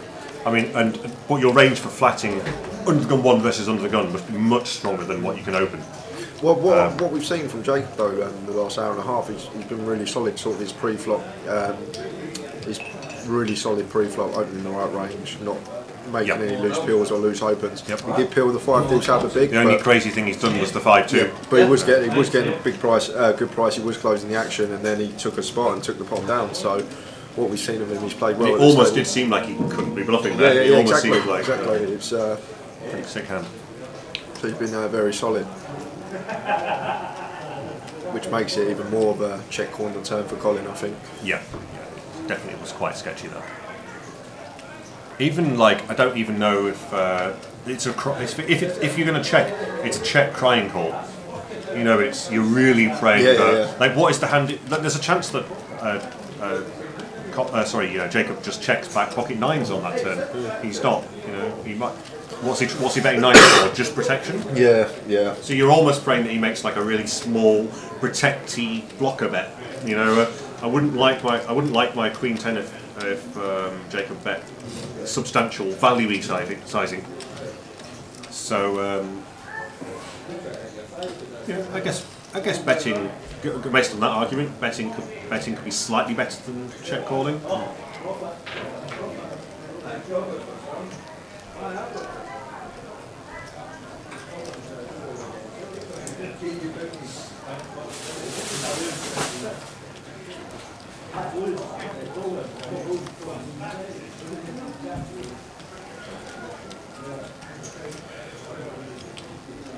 Daniel, 25 big blinds, looks down at pocket queens. I don't remember him doing much up to this point. No, he's been another player at Taylor's been solid, not too active, sort of just had a solid opening range. When you get a hand like queens, you're either hoping. Oh no! I was literally about to say you're hoping you just cooled someone who's got jacks, or you wish that. Otherwise, you just wish that you'd been a bit more open. You opened a few more hands, don't you? But obviously, when you get trash, what can you do? This is really unlucky, and I think it's right for aces to 3-bet here. He's the cut-off, and especially given that under the gun 2, Daniel hasn't played many hands. That means he's got a stronger. He's probably got a stronger range. So 3-betting aces to try and get it in seems like a very good player. There's times to slow play aces, but I don't think this is it. Against a tight player, you want to 3-bet to encourage them to put it going in. Yeah. Indeed it is. He's going to get the bad news. Bit harsh. Already knows the outcome, obviously, in the background, laughing away. So, do we get fortunate to stay in the tournament, or do we lose one? Neither suit dominated though, and then couldn't find 2 red cards. Go Jack for the sort of little bit of backdoor hope. A little bit of backdoor hope. Even a 9. Or an ace. Yeah. Well, that wouldn't do much. You're down to 2. Yeah, well, just the queen. Well, we are going to lose one. That's a 4. That's very unlucky for Daniel. Yeah, he's been sitting there quietly playing tight. He finally gets a hand and just a call Runs into the nuts. Yeah, 25 big blinds, queens pre-flop, always going in.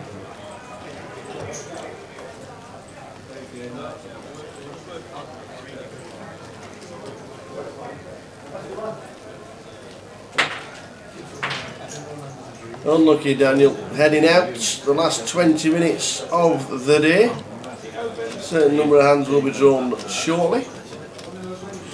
Do you want to hazard a guess? What the number of hands?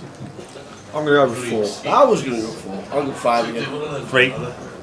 Yeah, never 3. It's 4, 5 or 6. Is it? Yeah. Never 3. 3 then. It's alright. Alright. I guess I'll go for 6 then. If it's 3, I'll pay you myself.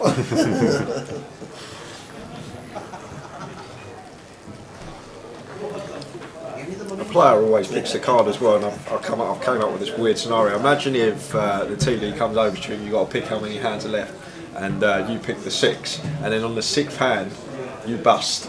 Yeah, it's your own making. Yeah, I know, it's like... Yeah. The things that go on inside my head. All these poker scenarios, it probably will never happen. Yeah, it's good to think about all these eventualities. You've got to put sufficient thought into them. So now wrap with the queens. Black queens this time. Yeah, this time.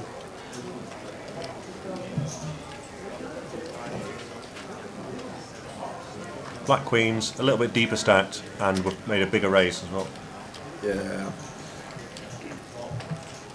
And Rab hasn't done much either, right? No, Rab was the one. He has been kind of active. Has he? Yeah, Okay. yeah. The what was it? Mark said Scottish Alan Pearce. Oh, that's him, right? Yeah.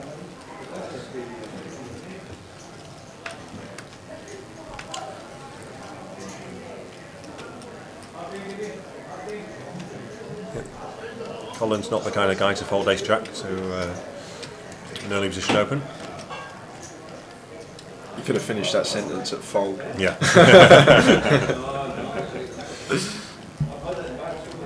I mean, ace jack off can be a fold against some opens. It can just be an open fold when you face an early position opening from a tight player, but Are we channeling? Situational Are we channeling the 3 for Mark? yeah, let's do it. Let's have it. Let's have a jack and a 3 on the flop, just for like for maximum carnage, right? Jack and a 3. Boom! Queen's flopping the nuts, top set. And no one's got anything to Yeah. give him action.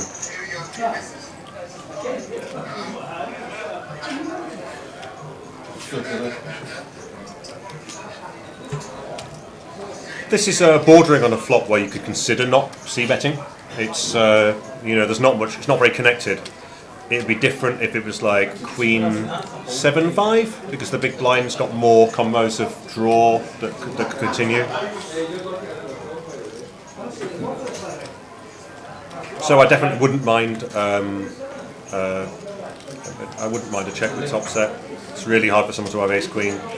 But it's also okay to bet because Colin could have flatted with all the mid pairs, and they're going to continue on a queen high, queen low flop, 8 pocket 8s, etc. are going to call.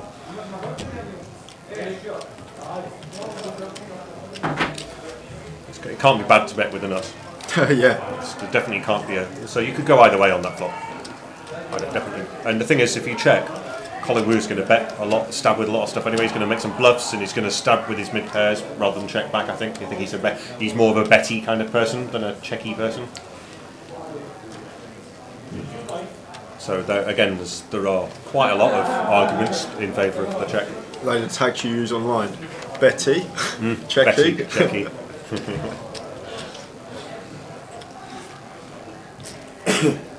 Raisy daisy. That's what we've just done. Raisy daisy. Rab's just raisy daisied Yep. to 2.7. Well, he's used the same sizing. Unfortunately, he has just raised 2 hands on the trot, and no one got to see that he had queens that time. So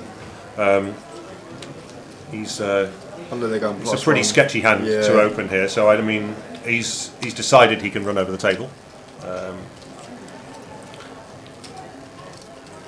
Let's see if anyone has anything to fight him with. He might just get it through just by virtue of everyone being dealt bad hands. Okay, he's not going to get this through. Andrew's going to be calling this 100%.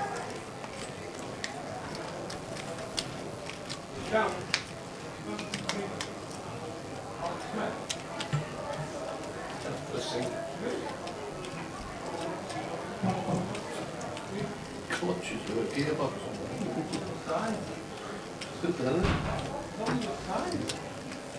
Well, this should be a C bet, and Rab should be doing a lot of betting on this board against the big blind, with everything.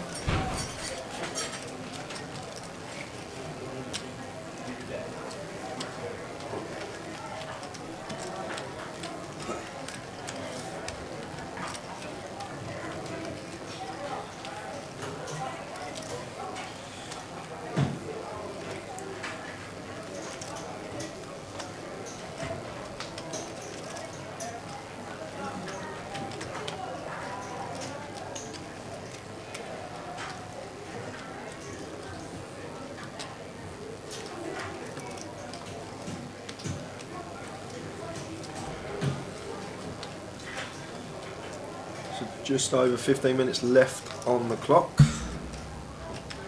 So, assuming within the next couple of hands, clock will be paused. We'll draw the number of hands left to play.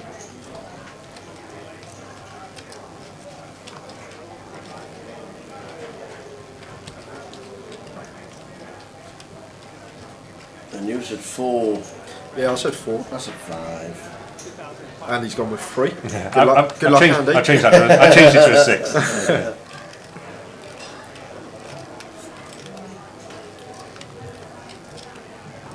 I suppose it also determines what time they pause the clock.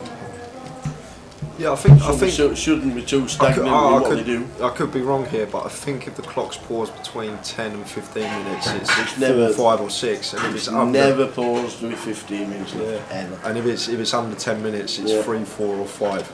I think that's the ruling. Yeah. I'll have to clarify that with Yanis or Raj. I call. You're completely wrong. Alright. Yeah. Because I've played tournaments where it's been the last 3 hands before. Yeah. Yes, yeah, well, I think it depends when they do that. I think is it supposed to be 90 seconds per hand or 2 minutes? Depends if I'm in the hand. Serial tank. Yeah, it depends who it is, I suppose. Hollywoodia with the 8-6 of diamonds. I'm in such a tough spot here. I've got ace queen and I've just been 4-bet. if you got Esser on the table in this last 6 hands, you've got another level.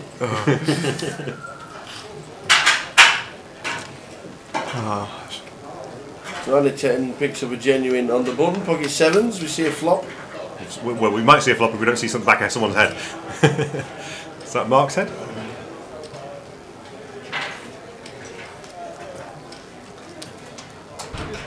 Thomas in C3, yes, there. Yeah, with the king deuce. Defending the big blind with king deuce. He's got a draw to kings. And he got there. Yep. King mining for the win. King mining. King mining.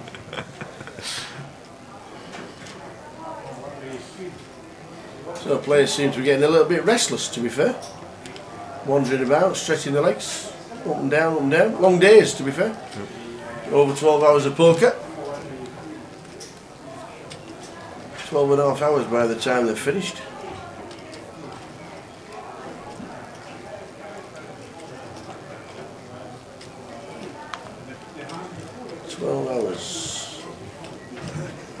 But if you're in it and bagging up chips, you don't feel too bad.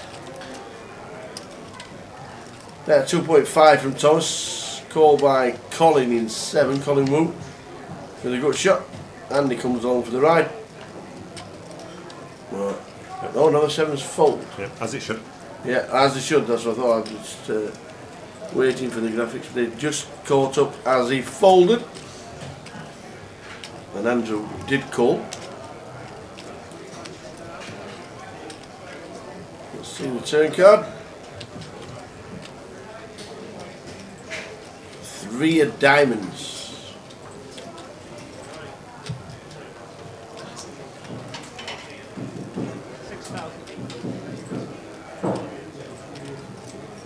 Now Colin taking the initiative with the ace queen after it's checked to him on the turn. Thomas was the original better on the flop, led out with the king deuce. Yeah, I mean, after he's floated the donk bet, right? Yeah, with the ace queen, yeah. And that's just fine. Like that's quite a good way of exploiting his range advantage on this board. Just call that donk bet and then rep that you've got something better than you really have on the turn. Oh. You know, rep that he's got the king queen or whatever. Gets it through. The king deuce just insta folds. Yeah, that is the problem with the donk bet with the king too. You're very vulnerable to someone doing that with a range of both good kings and some bluffs. So it's better to use it as a bluff catcher. Don't donk bet with your top pair no bigger. We've seen this happen on the stream before, haven't we? It's just not when someone's bet folded, like top pair folded, and they've got bluff by second pair, bluff by a draw. So better to just use it as a bluff catcher. Colin likes to bet. So like when someone likes to bet, let them represent that they've got the strong hand and use your hand as a bluff catcher. So we have a new player at the table. A lady comes to the table with a coat and scarf on. Very difficult to play against Colin. How long is she stopping for with a coat and scarf on? I thought you were going to say very difficult to play against ladies. We said the ladies come to the table. They're very difficult to play against. They've got X-ray eyes, I tell you. I've never had to play heads up with a female, like in a live comp. I've been heads up with a female person online, but not in a live comp. So I am terrified of the idea. PKR don't count, Andy, when it's, they stand up behind the chair. You can see all the 3D animations. Is that how you knew she was a female? All in. My favourite thing, I actually do miss PKR a bit. It's the novelty factor. I mean, it went bust over that.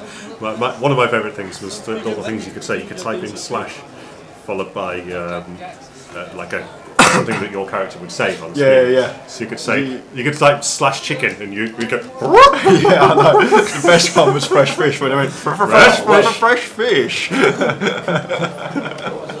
You could. I put someone on mega tilt once by. I got lucky against someone, like I gut shotted them, and then they were ranting in the chat box. So I just put slash owned. So it goes owned like that. Yeah, he does. Would you like to guess the number of hands to be dealt after this one finishes? I'm guessing it's 5 because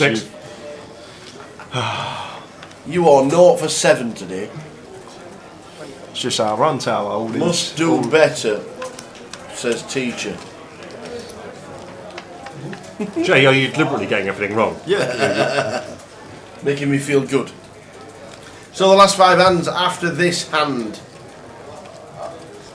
So Rab, defending the Jacob's big flopped blind a set. with a nut low, he's actually flopped the flush draw here. He's got the nut low flush draw is going to be live as long as the board doesn't pair, because Jacob's got a set. Colin was the original owner pre-flop, obviously taking advantage of the last few hands. Am I dreaming, or did Colin open the Queen 6 suited up for gun 2? Yeah, he did. Yes. What a player. What a player. I think he's just people who want to bag up and make it today too, sort of trying to exploit that. People are going to be over-folding now. Not everyone, but some people at the table I'm sure would be over-folding.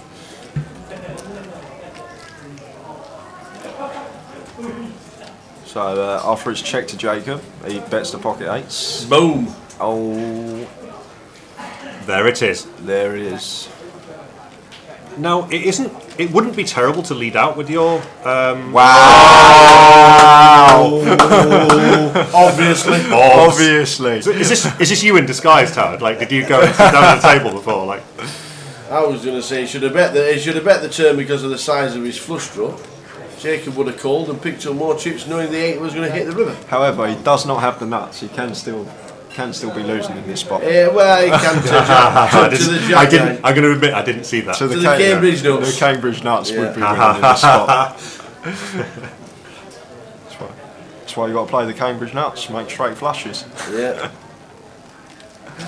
And we got an all in. We have an all in, and now Rab's in the tank after betting out. Yeah, well, 10,000. it should be a bet fold. Like what?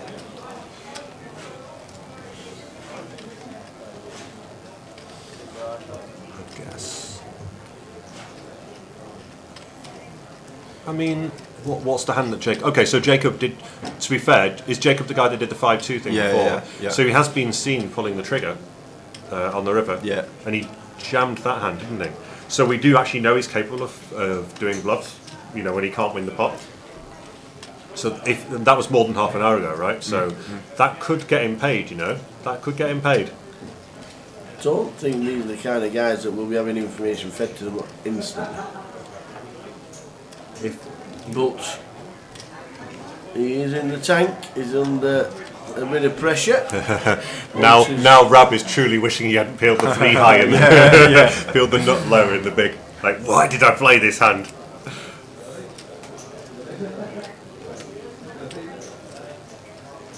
This is an unenviable situation. This isn't fun at all. It's great for us. Yeah, it's great to watch. This is awesome. Got any popcorn?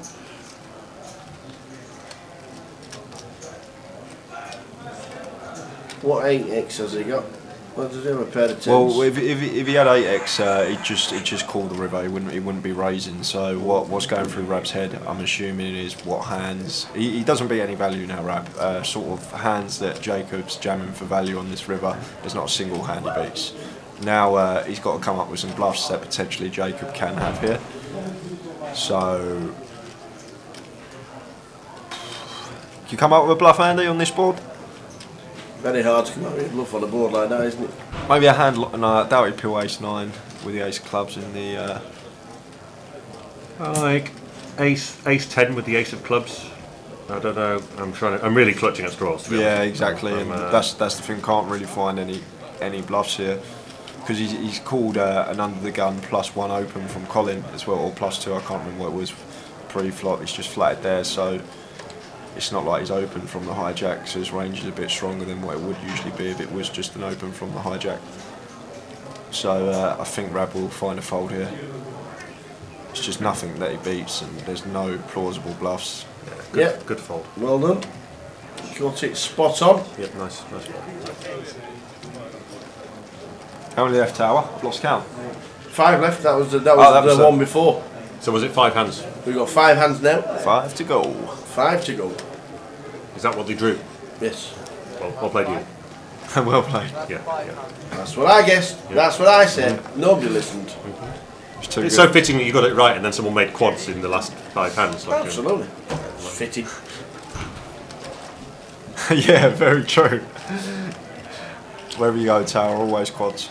I'm surprised you didn't pick 4 as your lucky number, actually. Like, that is your thing today. It'd already gone. 4 of quads. So the last 5 start now. Well done, one and all. Thanks for tuning in. Thanks for sticking with us. We'll see you again tomorrow from 1 PM. Thanks, we everyone. have the end roundup as always to finish the night. Big thank you to Mr. Hills as well, taking time out of his day. He's been with us all day. Time out of his day, all day.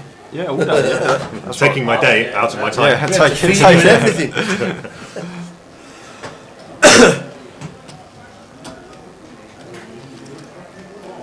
But there's perks with the job. If you're playing tomorrow, you've got to watch some of the people that are going to be back on Saturday.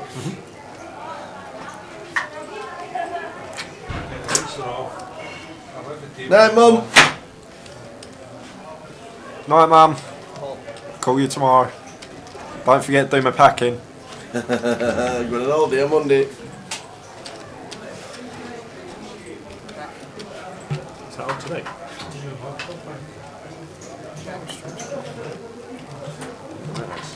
was going to say, it's the same chat's been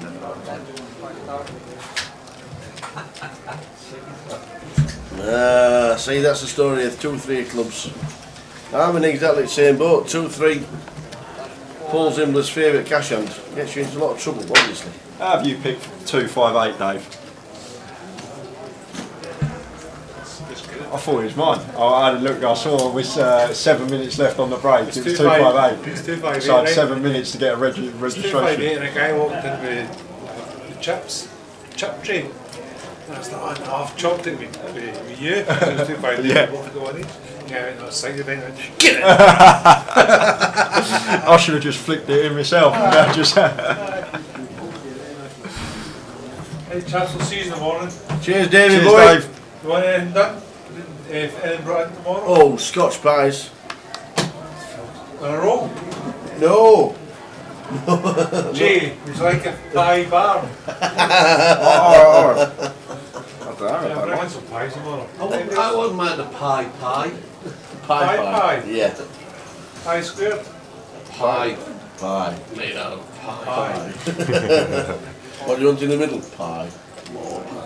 It's like a Russian doll, but Pies a and- Scotch doll. Try and bring in some curry pies. Scotch doll is a pie within a pie.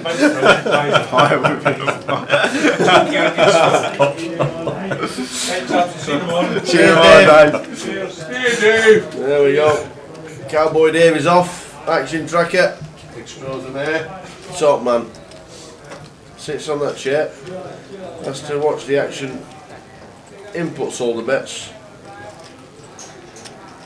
For 12 hours. It ain't easy.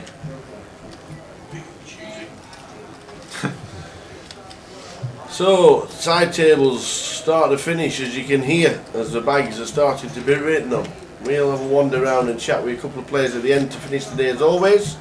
This is the 5th last hand for us, so we're well behind on the feature table. Seen a lot of sets. We have. Yeah. Set of 9s this time for Mark. Mark Dyson can be one of the chip leaders. Well over 100,000.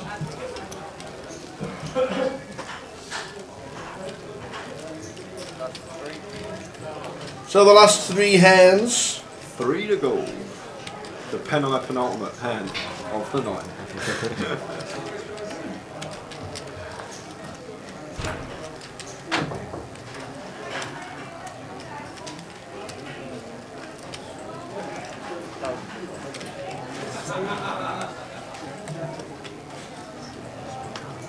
Table 1 and table 3 have already finished.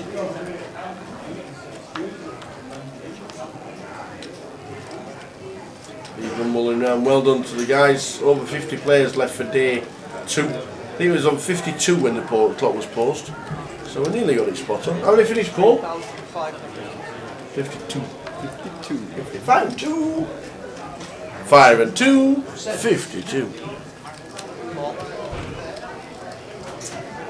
So it's looking like 52 if we don't lose anybody in the last 3 hands.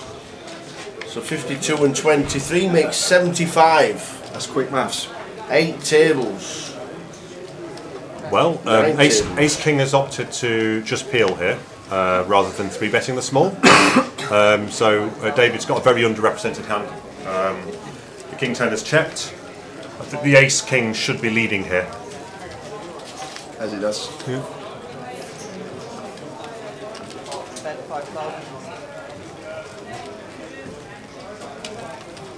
Yeah, it's not the most amazing river. That could be the bet that gets him paid, you know, betting 5k again. King 10 shouldn't love the situation, and he certainly wouldn't have loved to see a bigger bet.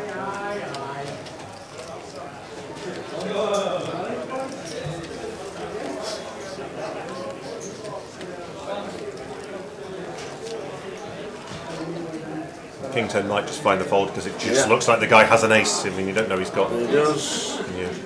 So the last 2. As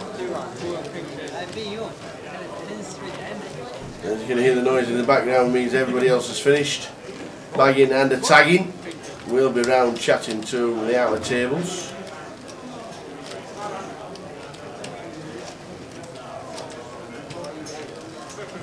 And back tomorrow on the live stream at 1:30. Come and join us.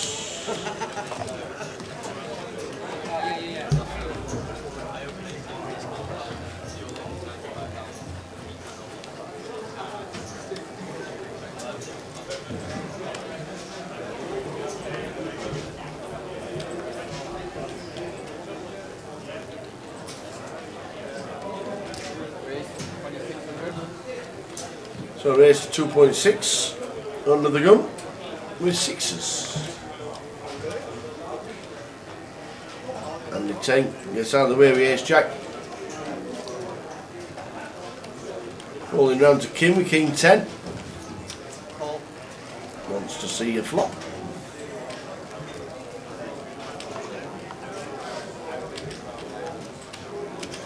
Is king 10 pretty loose with a 46k stack?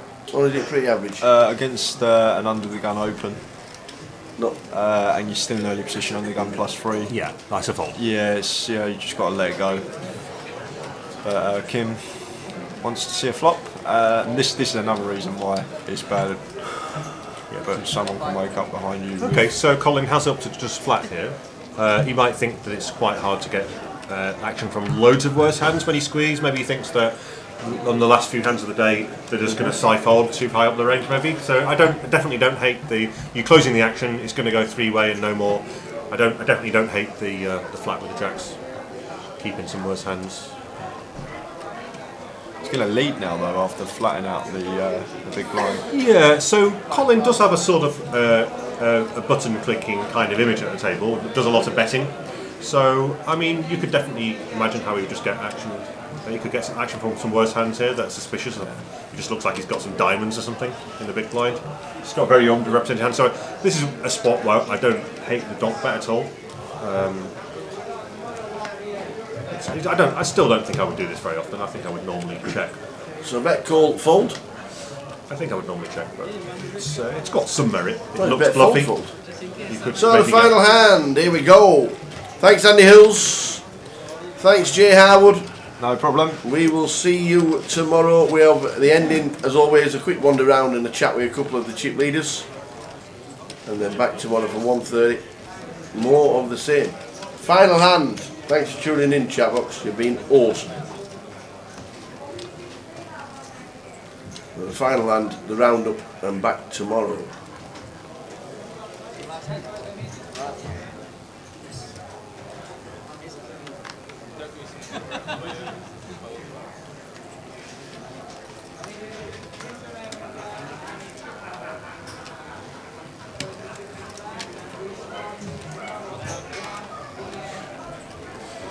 Here's check off for Kim.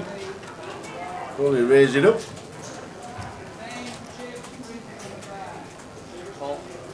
No, just calls. Yeah, better to Brings raise in the her. 10 jack. It's better Now to then, raise. Well, the lot's in. well, she's actually lost the minimum due to questionable limp, but it's better to raise. But she's still she was going to raise fold or limp fold to that shove. So. Quite awkward. Kim's going to get out of the way with ace jack off, not putting a tournament life at risk. It's a big shove. Yeah, 28 bigs. 28 bigs. It's not normally going to be optimal. This it's better to usually. I wouldn't if it was like 21 big blinds, 22 big blinds. I don't hate the shove. It keeps the hand simple. But 28, just a bit too many chips to just put in here. I don't think you pretty much never get action from anything. No, I mean, that might be exactly what Rab's going through. He said you might be just like, let's get to the bar and have a little relax after the 10 hours of poker. Even ace queen passes here as well after a 28 big blind shot. Flick them in the middle and let's bag them up.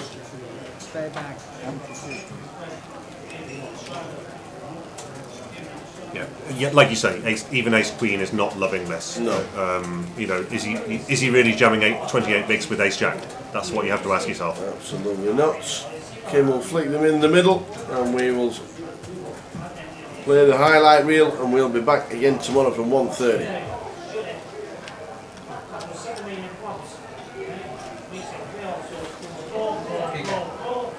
Yes, what you sent me? Huh? You sent me anything? Yeah, the tower.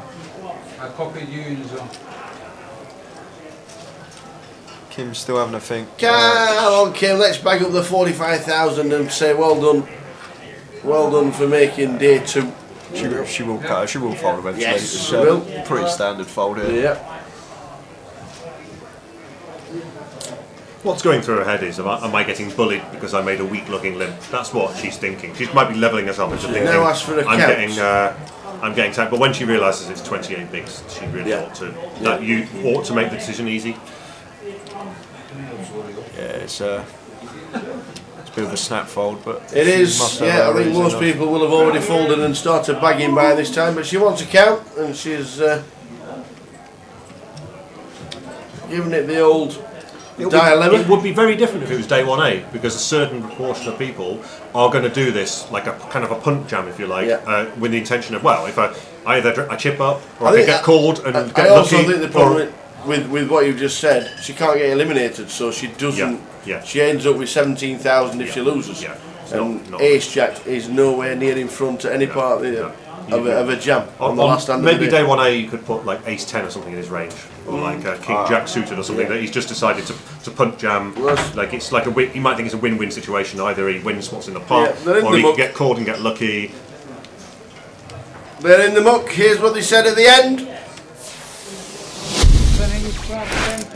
What a great day, what a great turnout. £129,000 in the prize pool. Biggest GUKPT up in Scotland. What a fabulous turnout. Well done, everybody. Today especially, 168 for today. I'm going to have a quick word with the chip leader. The chip leader's right over there. You just point on right over there to Fraser. Have a quick wander round as Yanis has got the bags. Well done. Good tables today. We've had some great tables. We've got David G sat at the side of chip leader Fraser McIntyre, so it's like a rose between two thorns. Good afternoon. How you doing, boss? The missus is on the way up. She's winning these bounties and winning these tokens online and everything. And I'd like to say taught her well. She doesn't listen to a thing I tell her. The only thing she knows that I've taught her is sight is right and ram it. And now she marries those two, I don't know, like. But she's doing well, yeah? She's doing well. She enjoys coming it. up for the weekend, so should be good to meet her. 71,000 better for the second bullet. Yeah, happy mate. Yeah, good day. Passport winner, just showed you. And turns up late in a nice shiny car. Parks it outside, it's looking delicious, walks in, ends up as chip leader. Can't argue with that, can I? No, that's not a bad way to run it. I like it. What was one of the big hands? I managed to sort of turn the river a couple of decent draws, and fortunately some people were kind of generous with their chips and decided that they wanted to give them all. Non-believers. They were non-believers. I don't blame them. I wouldn't believe me either, to be fair. And as one of Johnny Gray, who turned up in another flash car earlier on today, he said, "I'm calling you every time, Fraser. I'm never folding to you." So yeah. Sometimes you just get these guys who just don't believe you. As it happens, he opened his first hand, I 3-bet when he folded his first hand. So, it's all bluster. Exact number of chips? 199,800. Overall chip leader as well. Yeah. Overall chip leader. Yes, this chip leader GK was 163. Yeah, got a little head start on him. Good effort. So yes, thank you. Good effort, son. Thank you, mate. Nice one. Check. If you want to go to the car park, you check the car out, so you might take you for a spin round the room. What a fantastic day. It has been awesome. We will see you tomorrow for day 2. Starts at 1 in the club, 1:30 on the live stream. Thanks very much for tuning in. Thanks to Andy Hills for expert analysis all day long. Thanks to Jay as well. Well earned, Kip, and we're back tomorrow in the club at 1. Join us then.